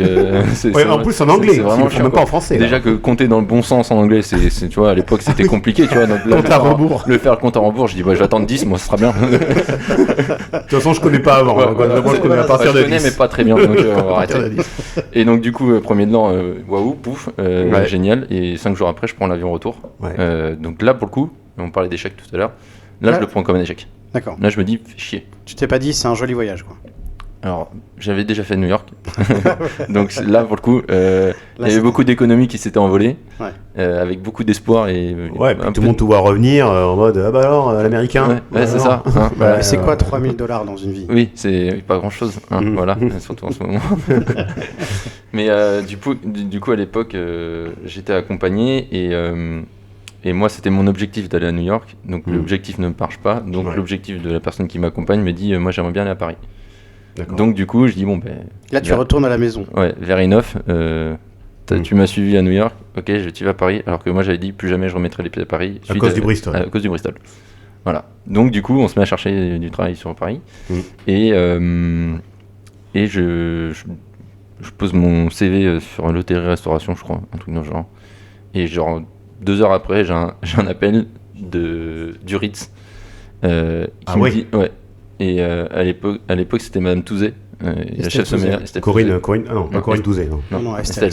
Sa cousine sûrement. Corinne Touzé, vous n'avez pas la rêve de Corinne Touzé? Ouais, si. Femme flic. Ouais, ça, voilà. D'accord, très bien. Super actrice. Si elle nous écoute. Si tu nous écoutes, superbe actrice. Merci Corinne. Merci Coco. Et voilà. Et puis on doit dire bien sûr aussi Julie Lescaut. Enfin voilà, pour pas la concurrence déloyale. Donc oui, alors le Ritz qui t'appelle alors que tu as déposé ton CV comme ça 2 heures avant. Ouais, 2 heures avant. Je me souviens en plus, j'étais à la société de mon père. Non, j'étais à la société de mon père, il devait 11h30 justement, c'était avant de partir. Et genre, je croyais pas quoi. Je dis mais c'est qui je suis ou pas? Genre, j'ai rien fait dans ma vie quoi. Donc le Ritz m'appelle, c'était la période où ils allaient ouvrir, ils allaient faire la réouverture. Après, je crois que c'était 50 travaux. 50 travaux, Loris? Ouais, juste avant d'ouvrir, ça a brûlé. Donc attends, c'est la partie marrante ça. Voilà. Donc du coup, à ce moment-là, je dis, on va se rencontrer, ouais, avec grand plaisir. Du coup, trop bien, quoi. Ouais. Moi, je m'attendais pas à être aussi... Du coup, je monte à Paris, dans la capitale, avec mon béret et ma baguette. Non, bien sûr. Et avant de monter à la capitale, je sais pas, 2 jours avant, Estelle me rappelle, Madame Touzé me rappelle, pardon, et me dit Monsieur Guérin, en fait, ça va pas être possible. Je dis en fait, là j'ai pris les billets, là j'ai déjà visité des appartements. Pourquoi? Est-ce qu'on peut m'expliquer le pourquoi du comment? Et elle me dit en fait le Ritz a brûlé. Ah oui, voilà. Et l'argent qui était prévu pour votre poste va partir dans les rénovations. Bien sûr. Du coup je dis mais voilà. Ouais. Une pierre dans l'océan, c'est génial. Ok. Retour à la case départ. Ouais. Donc là, je suis content d'être chez papa et maman, parce que papa et maman, ils font dormir et ils me font manger. Donc ça va, jusque-là, tout va bien. Non, mais là, quand même, il faut avoir une sacrée force de caractère. Ouais. Tu t'es fait dégager de New York parce que t'es immigré. L'autre, le Ritz, ça y est, c'est bon. Il brûle. Mais par contre... Tu fais, je suis un peu chat noir, là. Justement, là, je commençais à me dire, ok, c'est pas cool. Mais Madame Touzé me dit... Très positif, hein. Ouais. Ok, c'est pas cool. Il faut savoir, mais ça, c'est la force de Mathieu. Il faut savoir être optimiste. Allez, on y retourne. Très optimiste. Et du coup, Madame Touzé me dit, mais par contre, pour montrer que je suis quelqu'un de sérieuse, ce qui est vrai, je vous laisse pas comme ça, je vais vous trouver un remplaçant. Je vais vous trouver un autre poste. Sur Paris, je vous promets, je vous laisse pas dans la misère. Ok. Je dis mais moi entre temps ça va prendre combien de temps parce qu'il faut que il y a un moment il faut que je bouge quoi. Elle me dit je sais pas ça. Bon merci Mme Touzé. Donc, ça va prendre 2 ans. Du coup je me dis là il faut de l'argent parce que Paris c'est pas les loyers de l'île de Ré, même si l'île de Ré ça chiffre un peu, mais bon ça va payer plus, donc il faut de l'argent. Donc du coup je refais une saison estivale là où j'étais déjà. À chaque fois le refuge quoi. Ouais, exactement. À chaque fois qu'il va revenir il fait alors et puis vous avez New York, vous avez le Ritz et puis à chaque fois t'es là. Non, mais à chaque fois c'est ça, sauf qu'à chaque fois je prends du galon, donc ça c'est cool. Niveau expérience, je grappille tranquillement. C'est quoi cet établissement parce que quand même qui est sympa avec toi? Ça s'appelle La Coquillade. C'est à Gargas, c'est à 1 heure d'Avignon au nord. C'est pas loin de Châteauneuf-du-Pape, tout ça. D'accord. Donc ça permet aussi de lier ce plaisir-là d'aller dans les vignobles, d'aller découvrir des belles maisons comme Vieux Télégraphe que nous avons également ici. Ça permet aussi de voir un autre aspect de la restauration, et les saisons, parce que les saisons ça fait partie vraiment, je pense, d'un passage obligatoire dans une expérience de professionnel de la restauration. Et puis ça paye bien, comme je l'ai dit. Pour être très honnête, ça payait vraiment très bien. Et c'est pour ça qu'on y retournait à chaque fois. Dans les bureaux, il y a un poster de Mathieu avec... employé du mois. Voilà, employé du mois. Ça fait 10 ans que c'est là, mais c'est pas grave. Et du coup, j'y vais, mais je dis à mes connaissances de là-bas, je dis, bon, par contre... je viens, mais je sais pas quand est-ce que combien de temps je vais rester quoi. Parce que j'ai une opportunité à Paris, mais pour l'instant elle est pas là. Parce que je dois aller à Hollywood. Elle fait d'accord, Mathieu. Tu vas servir les trucs d'abord. Et puis je vais aller au Bangladesh. D'accord. Bon, on se dit attends 2 mois alors. Non, du coup je mets 6 mois quand même sur le contrat. Ouais, vas-y, on sait jamais. Ça me sécurise. J'ai confiance en moi. Voilà, allez, j'y retourne. Voilà. Et je sais pas, 1 mois après, je reçois un appel de Madame Touzé qui dit bon, pour l'instant je trouve pas, mais on va quand même continuer à bosser ensemble parce que si jamais le Ritz ça part bien, je peux peut-être vous reprendre. Donc je fais des dégustations à distance avec Madame Touzé, en français et en anglais, parce que je lui dis que je suis une tanche en anglais et que je pense qu'à Paris c'est important de parler anglais. Elle me dit vous inquiétez pas, on va bosser ça à distance. Et donc je fais des dégustations toutes les semaines que j'envoie par mail à Madame Touzé, en français et en anglais, d'un vin qui m'a plu sur la journée, quoi. Waouh. Ouais, énorme. Et donc ça dure quoi, je sais pas moi. 6 mois. Non, ça dure un mois de mémoire, mois. Et un jour, Madame Touzé m'envoie un message en disant bon, je vous ai trouvé une place. Je dis ok, vous connaissez David Biro? Et moi là, à l'époque, je dis bah non.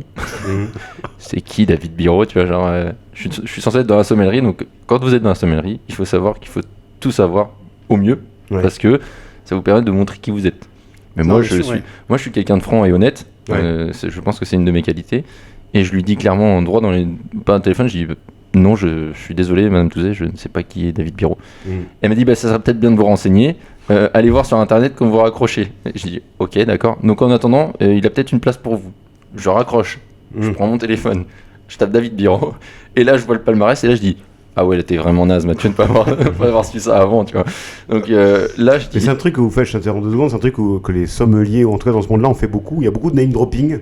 Non, mais en fait, permanence, nous, les épisodes qu'on fait, à chaque fois, Jean-Bernard Castellane fait, ah bah oui, Jean-Bernard, bien sûr. Et parfois, je sais même pas si c'est pas des pièges, donc ça se trouve, ça aurait pu être un truc. Non, mais David Biro fait, toi tu fais, bah oui, bien sûr, David Biro, il fait, ouais, je viens d'inventer le nom. Donc en fait, tu vois, c'est pas aussi des pièges. Comme il y a ce test dans ce monde-là aussi, c'est bien d'être honnête. Ouais, mais en fait, dans n'importe quel métier, quand c'est des métiers de niche, il faut connaître les meilleurs. Et David Biro, c'est le chef sommelier le plus titré de la place parisienne, voire de France. Enfin, il a été finaliste. Tu vois, quand tu as des titres aussi comme ça, tu dois être au courant de ce qui se passe. Et effectivement, après, erreur de jeunesse, je peux l'entendre. Mais quand tu as un domaine en Formule 1 qui est en pole position, tu réponds, quoi. Même à l'école, on nous enseignait de dire faut que vous sachiez toujours les 3 macarons qu'il y a sur la place parisienne, où sont situés les plus gros restaurants de la France, que ce soit les Prés d'Eugénie ou que ce soit la Chèvre d'Or, tout ça, il faut que vous sachiez tout ça. Et moi à cette époque-là, j'avais un peu lâché suite à tout ce qui s'était passé. Du coup, j'avais un peu zappé cette notion-là d'être toujours aux aguets, focus, tout ça. Et donc, sur le moment, c'est vrai que moi, David Biro, ça m'a passé, ça me passait au-dessus de la tête.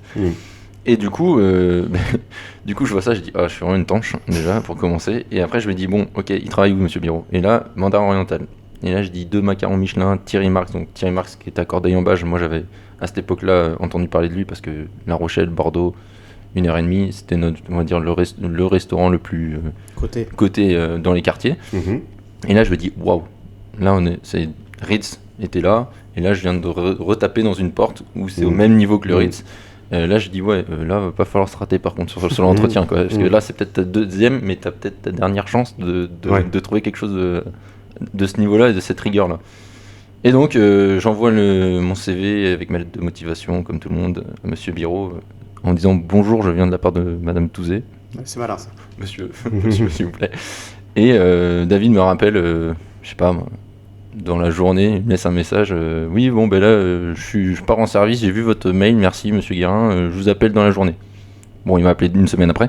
Il y a des grosses journées, hein, Guérin qu'on embrasse, oui, c'est une regarde, bien sûr, mais à des grosses journées. Oui, mais à l'époque, il visait des championnats du monde de sommellerie, donc oui, ces journées, pour l'avoir côtoyé pendant 4 ans, ces journées, c'est pas des journées, c'est même un ministre, je pense, ne fait pas mieux que lui, entre sa vie de famille et sa vie professionnelle. Donc du coup, me voilà à la coquillade à faire 4 allers-retours dans la journée de mes... Toujours cette coquillade qui est très patiente. Sur la journée de mes repos, je monte à Paris 4 fois. Donc c'est 200 balles à chaque fois le billet de train pour aller passer des entretiens avec toute la hiérarchie grandesse du Mandarin Oriental. Donc je commence par la RH. Après, donc directeur de restauration, donc Monsieur David Biro. Ensuite, directeur F&B. Ensuite, assistant second du numéro 2 du Mandarin. Et je dois finir par le directeur général. Pas le directeur général, qui était Monsieur Leboeuf à l'époque. Philippe Leboeuf. Exactement. Grand directeur. Exactement, qui a une grosse réputation sur Paris en ce qui concerne son job. Donc c'est pas quelqu'un, on va lui faire à l'envers. Et du coup, je passe les entretiens, 1, 2, 3. Et le 4e, j'attends Madame Récy, qui était à l'époque directrice RH, qui me dit, bon, On est un peu embêté parce qu'il faut que vous passiez le dernier entretien. Jusqu'à présent, tout s'est bien passé, je vais être honnête avec vous. Mais il faut que vous voyiez Monsieur Leboeuf, sauf que Monsieur Leboeuf n'est pas là tout le mois de juillet parce qu'il est à Madrid pour faire des trucs financiers, bon, bref, du groupe Mandarin Oriental. Et Monsieur Biro aimerait bien vous recruter dès le mois d'août, quoi. Du coup, on ne sait pas trop comment on va faire. Et finalement, il se passe que je ne passe pas ce dernier entretien, je suis accepté quand même, parce que je fais des allers-retours. En fait, moi, le 3e aller-retour, je dis, vous êtes mignons avec vos entretiens, tout ça, mais moi, je paye 200 balles à chaque fois pour venir vous voir. C'est sur mes jours off, donc il y a un moment, en fait, je ne vais pas revenir une 4e fois pour passer l'entretien. Wow. Ouais. Mais moi, je sais pas que ça se passe comme ça, en fait. Moi, à l'époque, c'est mon premier bien sûr. recrutement dans un grand palace, Ouais. donc je ne sais pas que j'ai le droit, je dois faire tout ce chemin-là pour être accepté, quoi. Donc moi, j'en parle à mes parents, mon père il dit, bon, ils sont fous de faire 4 entretiens, moi j'en ai besoin que d'un pour savoir si je le prends, donc sur le 4e, moi je râle, en fait. Sur le 3e, il me dit, il va falloir revenir pour voir Monsieur Leboeuf. Je dis, non, en fait. Non. Je dis, 200 balles, non. Donc, Vous allez pas me prendre pour un âne Le bœuf. ouais, Ouais. bien joué. Bon, la dernière fois, je tente une main. Non, parce que après, Bien joué comme ça, c'est très humiliant. le problème, c'est que si tu commences, moi je vais m'y mettre, et après, d'accord. là, on va arriver dans un milieu bas de gamme. Aucun Donc, problème. Aurélien peut le stipuler. Et du coup, je décide de dire non, en fait. Je dis, c'est soit vous me prenez maintenant, soit j'arrête, en fait. Parce que Madame Rissi, elle me dit, ouais, ça se fait pas trop comme ça. Et je dis, écoutez, vous avez la balle dans votre camp, je rentre à Avignon.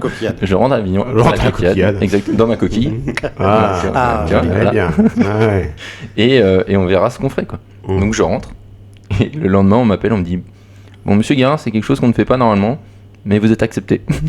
Wow. Et là, ça y est, je rentre Dans la grande porte. dans la grande porte, dans la place parisienne, dans Ouais. un palace, 2 étoiles Michelin. C'était mon plus haut grade, on va dire, de restaurant. Donc là, j'étais comme un enfant, quoi. Par contre, j'arrive en tant que commis sommelier et j'explique à Monsieur Biro mon passif un peu de ce qui s'est passé au Bristol et pourquoi j'ai pas fait de sommellerie pendant tout ce temps. Et il me dit, pas de problème, il n'y a pas de problème. Chacun fait son parcours, chacun à son rythme. Moi, tant que vous bossez bien, tout va bien, quoi. Ouais. Et pendant 4 ans, je travaille au Mandarin Oriental et je m'éclate. Je reprends confiance en moi. C'est pas toujours facile, hein, mais Donc rien à voir avec le Bristol, le Mandarin Oriental. Non, mais après. Parce qu'en tant que client, on peut se dire c'est à peu près le même genre de truc, non Alors après, je suis pas client, vous imaginez bien du Mandarin Oriental, ni du Bristol. Arrête de nous faire pleurer. Mais non, mais de comme ça, vu de loin, les clients, c'est des palaces parisiens. Après, quand on est dedans, on s'aperçoit qu'il y a quelques différences. Mais oui, pour moi, c'est. Moi, je suis dans l'élite. Que tu peux nous parler, si ça te dit, du vin qu'on est en train de boire. Ça tombe bien, c'est le bon jour pour ça. Samedi. Exactement. Oui, on est samedi. Il est 12h30, donc ça va. Voilà. Donc, il n'y a pas d'heure dans son pouvoir du vin, hein, je crois. Ah non. Non. La passion, ça se partage à tout moment. exactement. C'est quoi l'heure la plus tôt dans la journée où tu as bu du vin 9h, je pense. À 9h. Oui, dans un registre dégustation, Ouais. quand tu es dans le vignoble. On recrache, hein. Oui, bien Ah oui. sûr. Justement, encore une anecdote avec Monsieur Biro, mais Monsieur Biro m'a emmené à Provine, à Düsseldorf, qui est un des salons de vignerons les plus mondialement connus, surtout sur la place européenne. Et lui, il y allait pour faire des dégustations, pour s'entraîner pour son concours de mondial. Ouais. Et en fait, ça commence dès 9h. Ah oui. Et dans la journée, vous faites l'équivalent de 250 vins à peu près à déguster. Et donc, si vous crachez pas, oui, il va y avoir des grands problèmes. Parce que pour les gens qui comprennent pas aussi, donc effectivement, on recrache. L'abus d'alcool est dangereux pour la santé, on le précise. Mais effectivement, c'est important de comprendre que c'est un vrai exercice de style et que goûter autant de vin, c'est compliqué. C'est-à-dire qu'on est saturé après. Donc il faut vraiment le préparer. Le palais, la langue, c'est saturé. Les papilles prennent cher. Ouais. Mais après, quand vous appelez David Biro... Et il faut se rincer. Il y a quoi, des astuces alors en règle générale, ils donnent de la mie de pain, du pain, parce que le pain, ça nettoie pas mal, de boire de l'eau. D'accord. Mais après, ça aussi, ça neutralise un peu, peut-être trop l'eau en ce qui concerne le palais des fois. Des fois, il vaut mieux enchaîner, 50 vins d'un coup, et puis après faire une pause déjeuner où vous mangez, où vous buvez de l'eau, une bière même, parce que ça lave votre palais, et du coup après vous pouvez repartir tout neuf, quoi. Ok. Oui, ça c'est une leçon de Mathieu. Non, il y a beaucoup de vignerons qui le disent, et aussi en tant que sommelier, une bière permet aussi de remettre le palais à niveau. Exactement. Ah ben ça c'est un bon conseil, ça. Mais Si vous voulez, ne buvez pas de vin, recrachez-le, par contre, buvez des bières, et puis après, on pourra déguster. buvez pas 4 pintes, ça sert à rien. La bière, on la recrache pas, on est d'accord. Hein. Non. Ah, voilà, Mais c'est de l'eau en même temps. J'ai écouté Mathieu, j'ai bu 4 pintes. Je comprends pas. J'ai fumé. Mon premier verre, après, j'ai pas senti. J'ai rien senti, chef. Parce que quand on recrache comme ça, on est d'accord, vous ressentez pas les effets de l'alcool. Alors, mécaniquement, vous avalez quand même des micro-gorgées, donc vous fatiguez en fait. Ça n'enivre pas, mais ça fatigue. Ah, ça fatigue l'estomac, ça fatigue la tête, ça fatigue le palais tout simplement. Ouais. Et du coup, moi je me souviens à Düsseldorf, quand on a fini à 18h, on a dit on plie les gaules. Et on va à l'hôtel et on va manger, puis on va se coucher tôt parce que demain il faudra attaquer. On était dans un sushi. Il y avait un restaurant dans la gare, je crois, ou je sais plus où exactement, mais il y avait un restaurant qui avait l'habitude d'y aller parce qu'en fait on mangeait sushi, en fait des poissons crus avec du riz et juste une bière, ça fait tout le travail, quoi. Ça suffit à tout. À vous reposer et vous réfléchissez même plus à ce moment-là. À ce moment-là, vous ne cherchez pas à dire allez, on va faire une grande table, on va boire 4 quilles. Non, vous ne parlez plus de vin pendant une journée, quoi. C'est fini, quoi. D'accord. Bon, très bien. Alors du coup, le vin. Alors Mathieu. Le vin. Déjà, donc très joli verre, Redon. Ouais. Merci de préciser. Avec un très joli vin à l'intérieur, de par sa robe, tout simplement. On est sur un très joli hors-paille. C'est vrai, la couleur. La couleur est magnifique, c'est hors-paillé, c'est ça ? Hors-paille. Hors-paille. Voilà, on boit d'abord avec les yeux, c'est important. Exactement. Les 3 phases de la sommellerie, la vue, le nez et la bouche. Exactement. Voilà. Donc non, c'est déjà au premier abord, on a l'air d'être sur un vin d'exception directement, car la brillance est remarquable. Après, il y a des jolies larmes. Après, je vais pas vous faire une dégustation type école. Non, on n'est pas là pour ça. On est là pour partager. Et alors parfois aussi, d'ailleurs, j'ai vu Aurélien faire ça.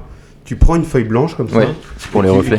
C'est pour les reflets. Les reflets. La feuille blanche derrière. Parce que les reflets d'une certaine couleur, d'une certaine couleur peuvent annoncer, peuvent prédire des choses. Donc là, vous voyez, les reflets sont plutôt argentés. Donc techniquement, on est à bonne maturité. En fait, tu regardes les reflets sur la feuille blanche, exactement. C'est ça ? Ah oui, d'accord. Par rapport En fait, le dégradé de couleur donne des indices d'évolution. Ouais.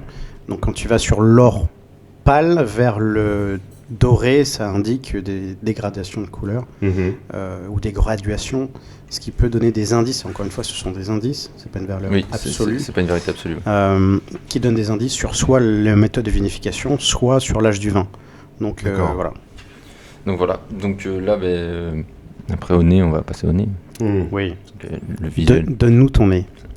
Déjà, l'olfaction, le premier nez est très agréable. On part déjà sur des aromatiques un peu exotiques qui me plaisent énormément. Est-ce que je t'ai respecté, tu penses ?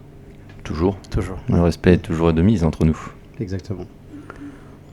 Après, on va aérer le vin. C'est très important dans le second nez, premier nez, second nez. Alors, donc on tourne. Oui, exactement. Le premier nez, vous le versez dans le verre, donc pas nécessairement sans le bouger, pardonnez-moi. Et après, le fait de l'aérer vous accentue les aromatiques. Dévoile un peu plus le vin et surtout apporte de l'oxygène, donc du coup le vin s'ouvre un peu plus. Important. Des aromatiques autour du coin. Du coin, le fruit. Le fruit. Oui, tout ça. La pâte de coin. C'est pas du coin du 13e arrondissement. Hein. Alors, non, c'est pas les aromatiques du 13e arrondissement. D'accord. Non, ça sent pas le soja, donc ça va. Non, c'est un nez hyper agréable. Ça me donne très envie de goûter, même si je l'ai déjà fait, pour être très honnête. Moi, je suis à mon deuxième verre. Oui, c'est vrai. Ça se boit vite, c'est l'alcool qui se boit vite. Hein. C'est ça le piège des bons mois. Ce qui est bien avec ça, avec quelques reculs maintenant de dégustation lors du podcast, c'est qu'on voit tout de suite quand ça lui plaît. Hein. Le verre est rapidement vide. Oui, c'est vrai. C'est la meilleure évaluation, hein, c'est quand le verre se vide. Hein. Ce sont de très beaux indices, Sam. Et souvent, c'est quand tu as les professionnels qui mettent du temps à expliquer, boire. Effectivement, en plus, l'invité discute. Seb, lui, il discute pas. Non, moi je siffle tout. Voilà. Donc là, on va manquer. J'ai peur du manque. Là, on va manquer. Alors, vous voyez peut-être pas, mais derrière moi, il y a ce qu'il faut pour enchérir si nécessaire. C'est vrai que vous voyez pas. Enfin, si, ils verront sur le grand angle la vue générale, mais oui, il y a beaucoup de choses. Ouais. Il y a une jolie armoire derrière. Très jolie armoire chez Nosso. Pour en revenir au vin, déjà au premier contact buccal, si je peux m'exprimer ainsi. Oula. C'est tout de suite un peu cochon quand même. Oui, j'aime bien. Oui, ok. Comme j'ai dit, il faut mettre de la passion dans les mots. Oui. Non, là on est sur la première approche, elle est incroyable. Un vin avec beaucoup de complexité, beaucoup de finesse, beaucoup de minéralité dans un premier temps, c'est ce que je ressens. Beaucoup d'acidité, mais des jolis acides, parce que les gens ont peur de l'acide. Oui. Quand on dit à un client que le vin il est acide, et tout de suite il pense à quelque chose qui va lui déchausser les dents, qui va brûler ses herpès ou brûler son aphte. Alors que non, il faut savoir que les vins avec de l'acide, c'est bien, parce que ça permet justement d'apporter quelque chose de vivifiant en bouche, d'avoir des équilibres entre les amers, les acides, les sucres, quand il y a des sucres. C'est important, l'acide. Il faut savoir que l'acide, c'est bien. Il y a des bons acides et des mauvais acides. C'est juste ça qu'il faut déterminer. Pour le vin blanc, l'acidité, c'est la colonne vertébrale. Exactement. La colonne vertébrale d'un vin blanc, c'est l'acidité. Donc d'après toi, c'est un cépage que tu aimes bien, c'est une région qui te parle. Alors oui, c'est un cépage qui me parle et qui me plaît. Parce que j'y retourne volontiers. D'accord. Donc comme disait Sébastien, c'est important d'avoir cette notion de sapidité. Sébastien à ma droite. Oui, okay. C'est bien ça, non? Oui. Il s'appelle Hugues. Non. Peut-être qu'il y avait un autre Sébastien Loeb, Ouais, lui il fait de la voiture. Mais il a bien picolé en conduisant, c'est ce qu'il disait. C'est pour ça qu'il se retourne pas. D'ailleurs, je vous le dis, alors boire et conduire. Il faut choisir. Voilà, comme disait Bertrand. Pensez à des Sam. Je crois que c'était Bernard Blier qui disait ça. Pensez à des Bertrand Blier, j'ai jamais su qui était qui. Il ne faut pas boire et conduire, on risque de renverser. Oui, c'est tellement logique. C'est tellement logique. C'est pas mal ça. J'aime beaucoup. Et donc oui, c'est un cépage qui me plaît énormément. J'ai une première idée, comme toujours. Alors, Monsieur Biro m'a toujours dit il faut se fier à son premier instinct. Tout à fait. Mais après aussi, il faut savoir aussi... savoir se tromper. Il faut savoir calmer les ardeurs d'un jeune étalon, comme on dit. En aromatique... contrairement au nez où je ressentais plutôt du coin, je partirais plus sur des notes exotiques en bouche. Un peu l'ananas. Je retrouve aussi le côté un peu pomme, mais pomme bien mûre, pomme un peu comme les golden, un peu qui sont souvent utilisés pour faire la cuisine, qui nous rappellent qu'on les utilise pour faire par exemple des tartes tatin, tout ça, qui sont des produits de qualité pour tout ce qui est gourmandise. Moins cette acidité par exemple de la Granny Smith, même si c'est très, très acidulé, et c'est là où je reviendrai plus côté ananas, parce que souvent les ananas ont cette notion de sucré, mais une belle notion d'acidulé amer. Je suis impressionné, l'ananas là. Vous êtes sûr qu'on a pas mal lavé les verres? C'est pas le liquide vaisselle qui était ananas? Non, parce qu'ici on utilise du pec citron, donc ça marche pas. Donc mais c'est ça l'acidité, c'est le pec citron. Non, ça s'appelle des agrumes. L'ananas là. Ouais. Moi c'est beaucoup le raisin, que je sens, le fruit. Oui, bien sûr. On vous a pas dit, mais on fait maintenant du vin de rhubarbe, donc on peut peut-être faire du vin d'ananas. Donc, si on lançait pas ça, là. On lance pas le business du vin d'ananas. Je suis pas sûr que le concept soit vraiment pertinent après. Ça s'appelle de la pina colada après. C'est un très joli cocktail. Donc ma première idée, parce qu'il faut se lancer dans la vie, m'emmener sur, parce qu'il y a quand même un nez un peu hydrocarbure. Donc si je fais l'analyse à l'envers, comme on aime bien faire nous les sommeliers, où est-ce que ça ne pourrait pas être, et ça finit par nous donner où on est. En fait, tu prends le monde entier et tu élimines, tu joues par élimination. Alors, nous, après, on va devoir y aller parce que si on commence à prendre le monde entier... Non, mais vous inquiétez pas, ça va être rapide. Déjà, pour moi, c'est européen. Oui. Pour moi, c'est européen. Alors, je basculerai sur 3 pays dans un premier temps, plutôt français, ou bien allemand, ou bien autrichien. Alors, c'est français. Pour moi, je rabats, donc du coup, vu que je suis aidé sur la France. Bah, t'as dit en premier, donc. Oui, bien sûr. Et le vin allemand, dis donc, quand même, ça aussi. Ouais. Sacrée histoire, le vin allemand. Ça existe vraiment, le vin allemand? Oui, bien sûr. Il y a des grands vins. Ah oui, d'accord. Et c'est pour ça que ma première idée partait sur un Riesling. Un Riesling alsacien sur un millésime chaud, parce que c'est quand même assez exubérant. Donc soit pour moi c'est un Riesling alsacien, sur un millésime chaud type 2019-2020, mais 100% Riesling, et je pense même si c'est un Riesling, ça doit être sur un grand cru, parce qu'il y a quand même vraiment de la finesse, de l'élégance, de la complexité, de la longueur en bouche. Ou alors, parce que le côté exotique peut m'emmener ailleurs, sur un profil plutôt sud-ouest, sur des grands Jurançons, dans le sud-ouest, avec le petit ou le gros Mansingue en association en règle générale, qui sont 2 cépages que j'adore et qui me font penser en règle générale pencher la balance, on va dire, sur le côté exotique. Et donc, je rançon sec. Voilà mon analyse. Très belle analyse. Oui, Si je me trompe, c'est pas grave, ça fait partie du jeu. Exactement. Oui. En tout cas, merci d'avoir participé à cet exercice qui n'est pas toujours facile. Et, Alors, qui est même jamais facile. jamais facile. Puisque ça n'a jamais été trouvé. Oui, en général. et effectivement, encore une fois, je le dis, on a le droit de se tromper. Oui, Bien sûr. Il faut savoir jouer le jeu et surtout, oui, il y a tellement de complexité de vin. L'objectif, c'est l'analyse et comment on appréhende les vins. C'est un chenin. Voilà, je vais te montrer la bouteille et je t'ai fait un joli clin d'œil parce qu'il y en aura plein aujourd'hui. Donc voilà, nous venons de dévoiler la bouteille. J'ai le seum parce que c'est quelque chose que j'adore et que j'aurais pu trouver aussi. Mais en même temps, c'est la complexité des terroirs de Muscadet. Alors, qu'est-ce que c'est C'est un Muscadet Sévramen du domaine Luno Papin que j'embrasse et que j'adore. On embrasse Jean-Pierre d'ailleurs au passage. Oui, exactement. Jean-Pierre Papin. On est sur la cuvée Excelsior. Sur le millésime, je ne sais pas parce que Sébastien n'arrête pas de toucher la bouteille et de la déplacer. Voilà. 2018. Donc les terroirs de Muscadet Sévramen. Oui, je comprends le clin d'œil. De toute façon, il y avait plein de clins d'œil à faire. Hein. De toute manière, avec moi, c'est facile. Donc Muscadet, pour ceux qui ne connaissent pas, hein, c'est vers la Loire, hein, vers Nantes, voilà. exactement. Ouais. C'est au nord-ouest de Nantes, Ouais. pour situer les plus grands terroirs. Parce qu'après, l'appellation elle est grande, donc ça descend aussi un peu au sud de Nantes. Mais pourquoi c'est un clin d'œil ? Je vais tout vous expliquer. C'est que tout simplement, c'est un des premiers vins que j'ai bu dans ma vie. Exactement. Donc à 6 ans et demi, hein, je crois 7 ans. Ça a commencé tôt. Ouais, mais Avec les parents. Alors déjà, ça a commencé plus tôt que ça. C'est-à-dire que dès que je suis né, mon père m'a mis sur mes lèvres une goutte de champagne. Ah, Dans la ça c'est tradition, chic. dans la tradition des Guérins, c'est ça. C'est que Il dès était dès qu'un enfant naît, on Purée. lui met juste une goutte sur ses lèvres D'accord. pour le Le renforcer. Voilà. D'accord. C'est ce qui se fait, ce qui se dit. Après, ça nous fait Voilà, je sais devenir pas si alcooliques. l'OMS, l'Organisation mondiale de la santé, a validé ça pour les nouveau-nés, mais alors faites-le avec parcimonie. Mais de toute façon, si vous n'êtes nous, pas un guérin, attention. Nous, on a toujours dit que notre métier, de toute manière, ça devrait être remboursé par la Sécu. Donc, oui, il faut donner la évidemment. capitale. Hein, voilà. Bon, bref. Donc, c'est un des premiers vins que j'ai bu avec mon papa, parce que mon papa a beaucoup a quelques vins, dont du Muscadet Sévramen.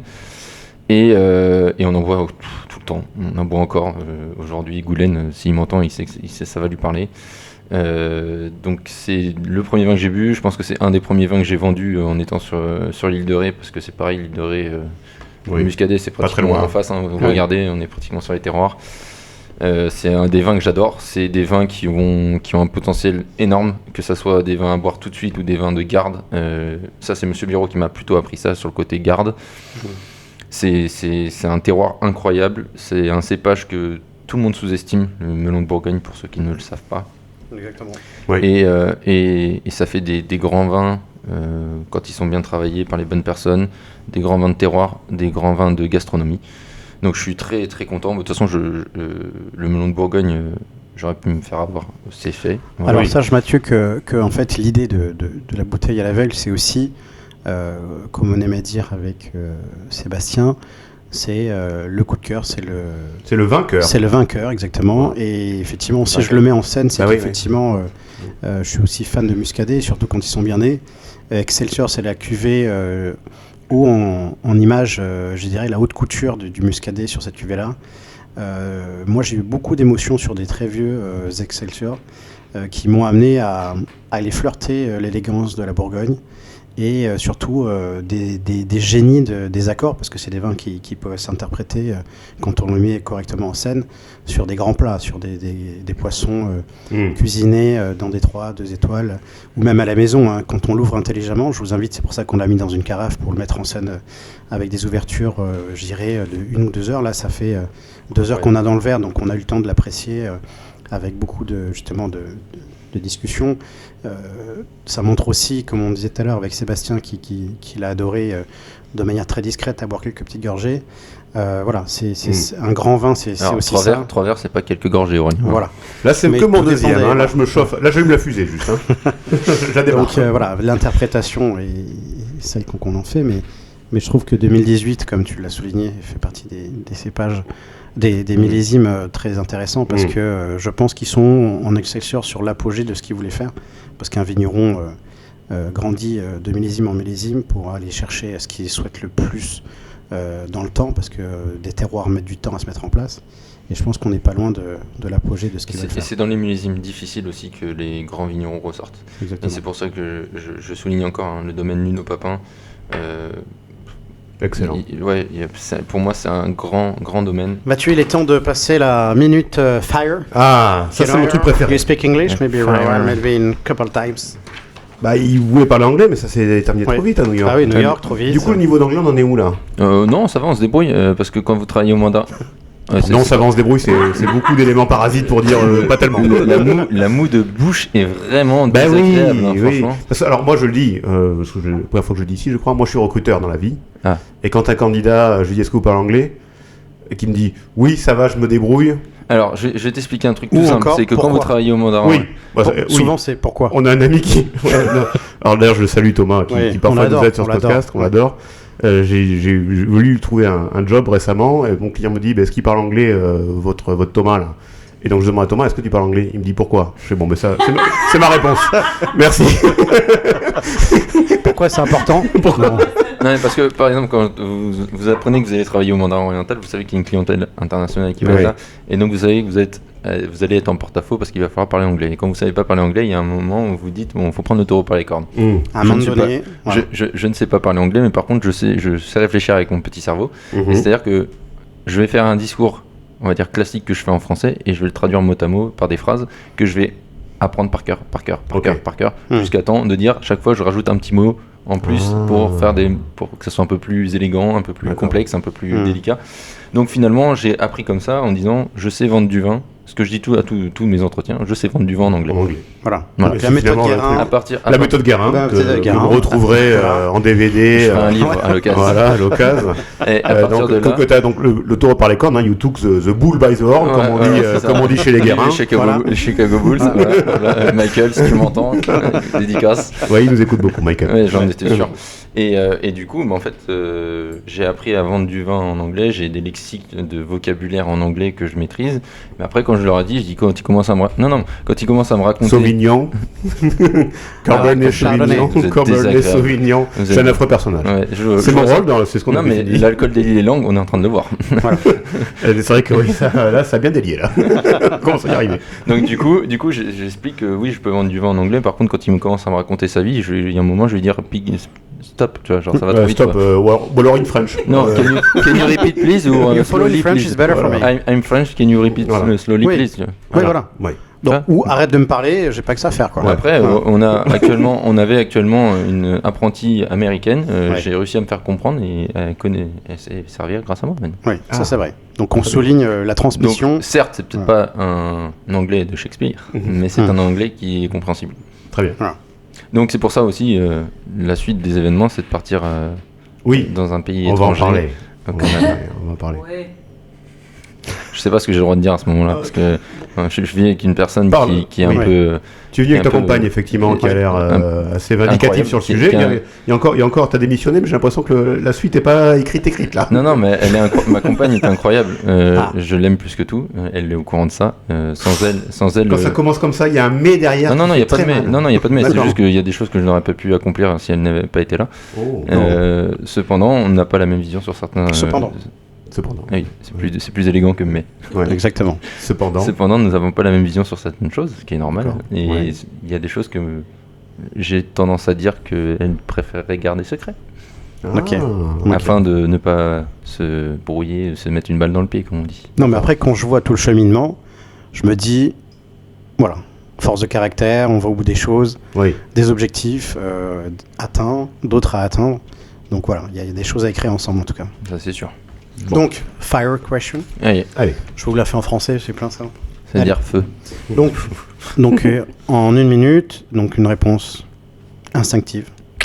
Ça te va? Ça me va. Est-ce que tu es prêt? Ah oui, je suis ready. Magnifique. Restaurant bistrot ou restaurant gastro? Gastro, Service du midi ou service du soir? soir, Bar à cocktail ou bar à vin? bar à vin. Pourquoi? Parce que le cocktail, j'ai moins de précision dessus et je préfère le vin parce que je m'éclate plus, c'est plus mes connaissances. D'accord. Tablier ou gilet? Gilet. Tu préfères le gilet ou tablier? Ouais, T'as porté les deux. ouais, je sais. Mais gilet. Gilet. Plus raffiné, plus élégant. Alors attendez, parce que là il y a une rêve que j'ai pas. C'est Tablier c'est quoi? C'est la cuisine et gilet c'est la salle, c'est ça? Non, pas forcément. Vous pouvez porter un tablier en tant que serveur dans une Ah oui. cave à manger. C'est Ah oui, ok. Tablier de sapeur. Oui, oui, bien Pas sûr. les tabliers de sapeur. Et puis Ouais. après, quand vous portez un tablier, en règle générale, c'est que vous êtes à l'office. C'est chiant. À l'office. Oui, vous faites les couverts en vinaigre, vous tapez les verres. Ah oui, Ouais. d'accord. Non, gilet, c'est mieux. Ouais, Ok, vraiment. gilet, oui. Plus élégant. Pas gilet jaune, par contre, si je peux me permettre. On politise pas le Waouh. podcast, hein. C'est pas de ça politisé. ici. Je parle juste d'une couleur, j'aime pas le jaune. Ouais, C'est d'accord. Table en bois ou nappe blanche? Table en bois. Table en bois. Ouais, On est en osso, c'est ça? Hein? C'est beaucoup de la table en bois, osso. Non, alors parce que c'est un produit brut, le bois, que c'est un Voilà. produit que j'adore énormément. Et puis Mm. parce que repasser des nappes, c'est chiant. Ah oui, C'est vrai, c'est vrai. c'est vrai, c'est vrai. Plutôt apéritif ou digestif? Apéritif. Apéritif. Ça lance le sujet. Caipi ou Negroni? Kaipi. Caipi direct. Surtout qu'en plus, il y a le soleil qui arrive là, donc il faut, Ah il faut bah, des tu dis ça, il Kaipi. s'est barré, donc tu vois. C'est peut-être ton côté brésilien, finalement. On a tous un côté brésilien. Accord misé vin ou bouteille de vin? Ah, putain. Bouteille de vin. Ouais, pourquoi tu... Non, en fait, c'est impossible ça. C'est une question impossible. Quand tu Euh, vas au restaurant, tu... Ça dépend où je suis, ça dépend qui est qu'est-ce qu'on a comme sommellerie en face. Ça voilà. aussi, c'est... Qui Oui. est en face de toi? C'est ça, c'est important. Si je suis dans un endroit on va dire, qui pue l'excellence, là je me laissais conseiller avec grand plaisir. La sommellerie est un monde où on doit découvrir. On ne peut pas rester dans les choses qu'on sait, c'est trop. Boire des étiquettes, ça m'intéresse pas. Bien qu'il en faut et que ça soit important et qu'il y a des étiquettes qui sont incroyables, ça c'est sûr. Mais moi je pense qu'en tant que sommelier, c'est important de vendre des choses que les gens ne connaissent pas. Faire découvrir des choses, c'est notre métier de faire découvrir des choses. Donc qu'est-ce qu'il y a de mieux de découvrir que de découvrir? Donc Si toi, je quand peux. tu es sommelier au restaurant, tu t'as pas d'ego, tu te laisses faire, quoi. Ouais, non. Ouais, c'est bien ça. Mais par contre, il y a des jours où je vais aller au restaurant et j'ai envie de boire un truc. Je vois sur la carte, il y a un truc que je connais et que j'ai envie de boire. Ça fait longtemps que je n'ai pas bu, je prends de la bouteille. D'accord. Après, je suis pas contre un joli accord mets et vins Ouais. pour me faire voyager, quoi. Ok.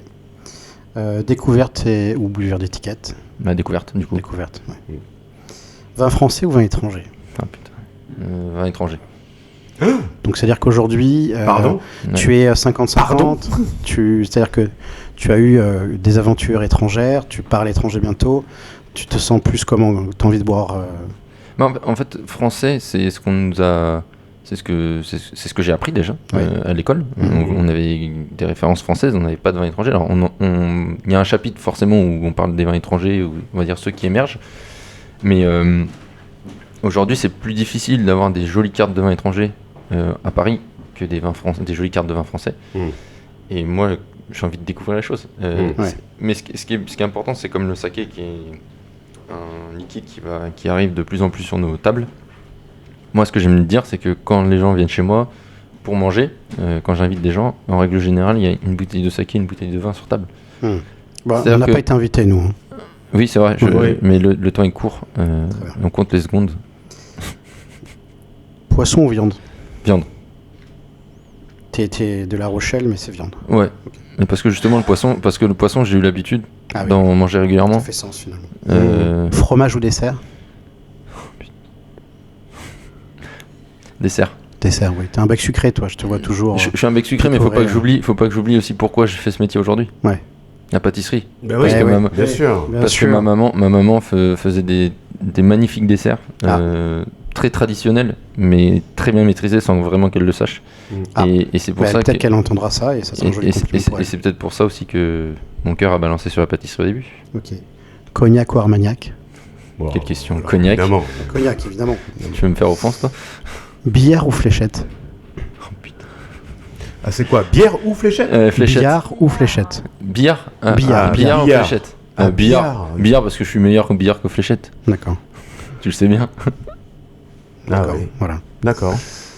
Ben merci de t'être. Et puis, un jeu- pas fini. Ah, c'est pas fini. Ouais. Un jeu de boules. Ça me avec- fait engueuler, moi. Un jeu de boules, ouais. Alors, plutôt Bon. compète ou accepte la défaite?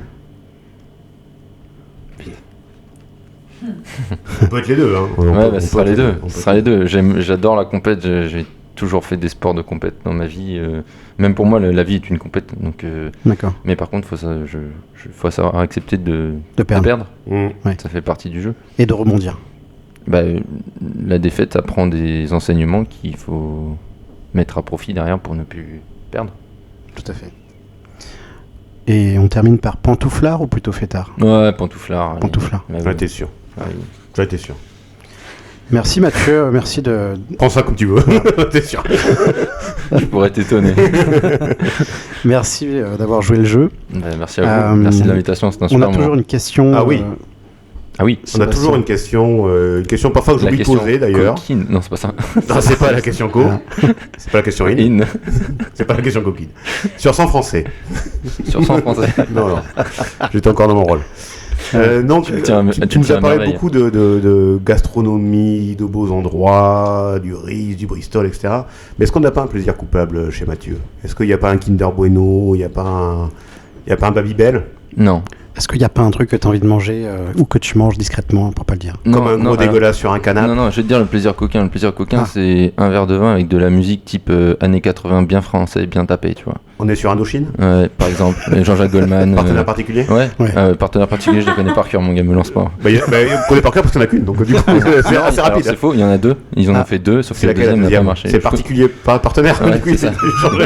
Je t'inviterai à te renseigner, tu verras qu'il y en a deux, mais le deuxième n'a pas fonctionné.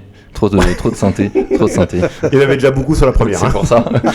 Une overdose de synthé à cette époque, c'était fatal. D'accord, très bien. Donc un verre de vin et de la musique des années 80. Ouais, plaisir coupable. Non, franchement, Poutine, burger, à la rigueur.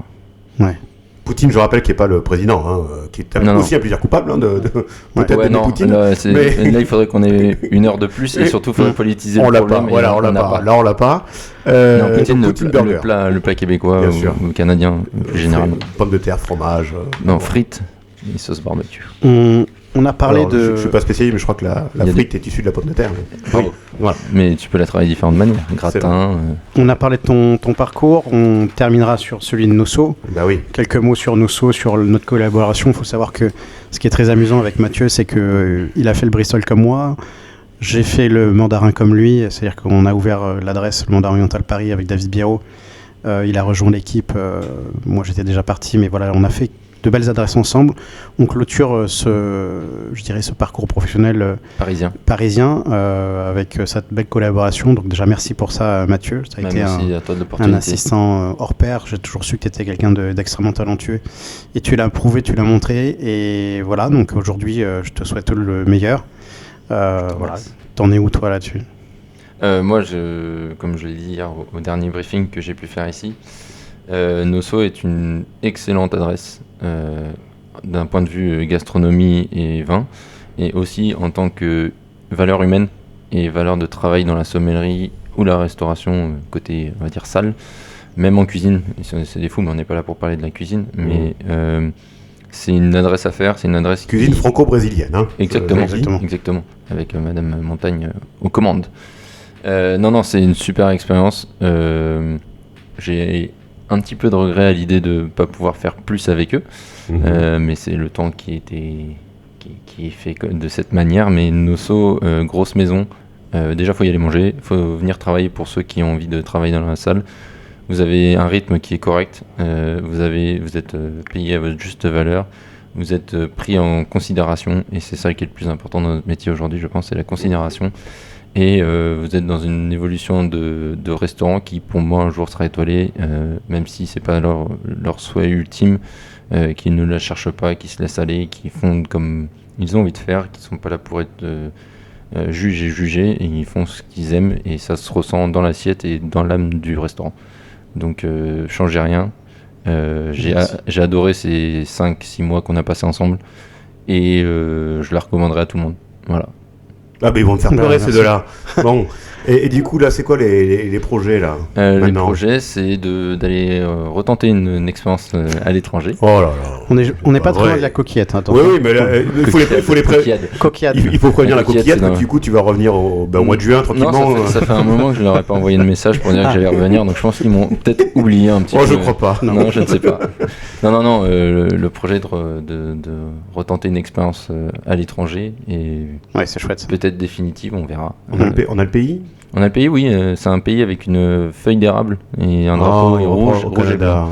Exactement. Okay. Parce que l'expérience là-bas était incroyable et j'ai envie de faire découvrir ça à la personne qui vit avec moi tous les jours. Et c'est surtout l'univers là-bas est vraiment agréable à vivre. Ok. Ah, très Voilà. bien. Donc à Québec, Montréal. Non, ça serait une partie anglophone, Ah. en anglais, Oui. monsieur. Ça sera à Bon, Toronto. mais c'est pas gagné-gagné. Alors, à Toronto. Ah, Ouais. très bien. Et la campagne, c'est OK, Toronto? La C'est campagne, OK. c'est ok. Ouais, elle me dit. Oui, non, c'était. Ça nous souffle dans l'oreille. Ça a été que- validé. C'est pas un coup de tête, hein, ça a été réfléchi, Ouais. et bien mûri et bien travaillé cette fois. On part avec des visas, voilà. Ah ouais, tout ça. Oui, oui, Ouais. là on n'a pas fait les mêmes Ouais. erreurs justement. Ben, justement, ce que tu disais. On Il faut toujours apprendre de ses effectivement erreurs. de ses erreurs. Exactement. Donc, Donc là c'est organisé, c'est bien cadré et donc voilà. bon, ben, on te souhaite tout Oui. le bonheur. Merci beaucoup. À vous deux d'ailleurs, hein, la campagne également, hein, de trouver votre. Vous serez bien évidemment les Invité. bienvenus si vous, Ah bah, si avec vous passez grand plaisir. du côté de Toronto. Donc là, tu pars dans un resto ou tu pars comme ça et tu trouveras sur place? Alors j'ai la chance d'avoir des contacts là-bas par l'intermédiaire d'Aurélien. Oh, Ouais, mais tout le monde. Il fait ça bien. Le Hein. monde entier. Le monde entier connaît Aurélien Gilles-Artagnan, ça c'est Non. sûr. Ouais. Mais non, j'ai des contacts là-bas, mais pour l'instant rien d'officiel. D'accord. De toute façon, Et toi, c'est sommellerie au Ça- Canada, Oui, oui, bien sûr. côté anglophone. Oui, et puis, C'est ça le projet. si tout se passe bien, peut-être une ouverture là-bas. Ça, c'est top.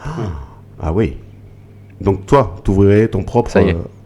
J'ai traîné dans le ça grand y bain. est, ça y est, c'est parti. Il Voilà. faut. Bah oui, oui.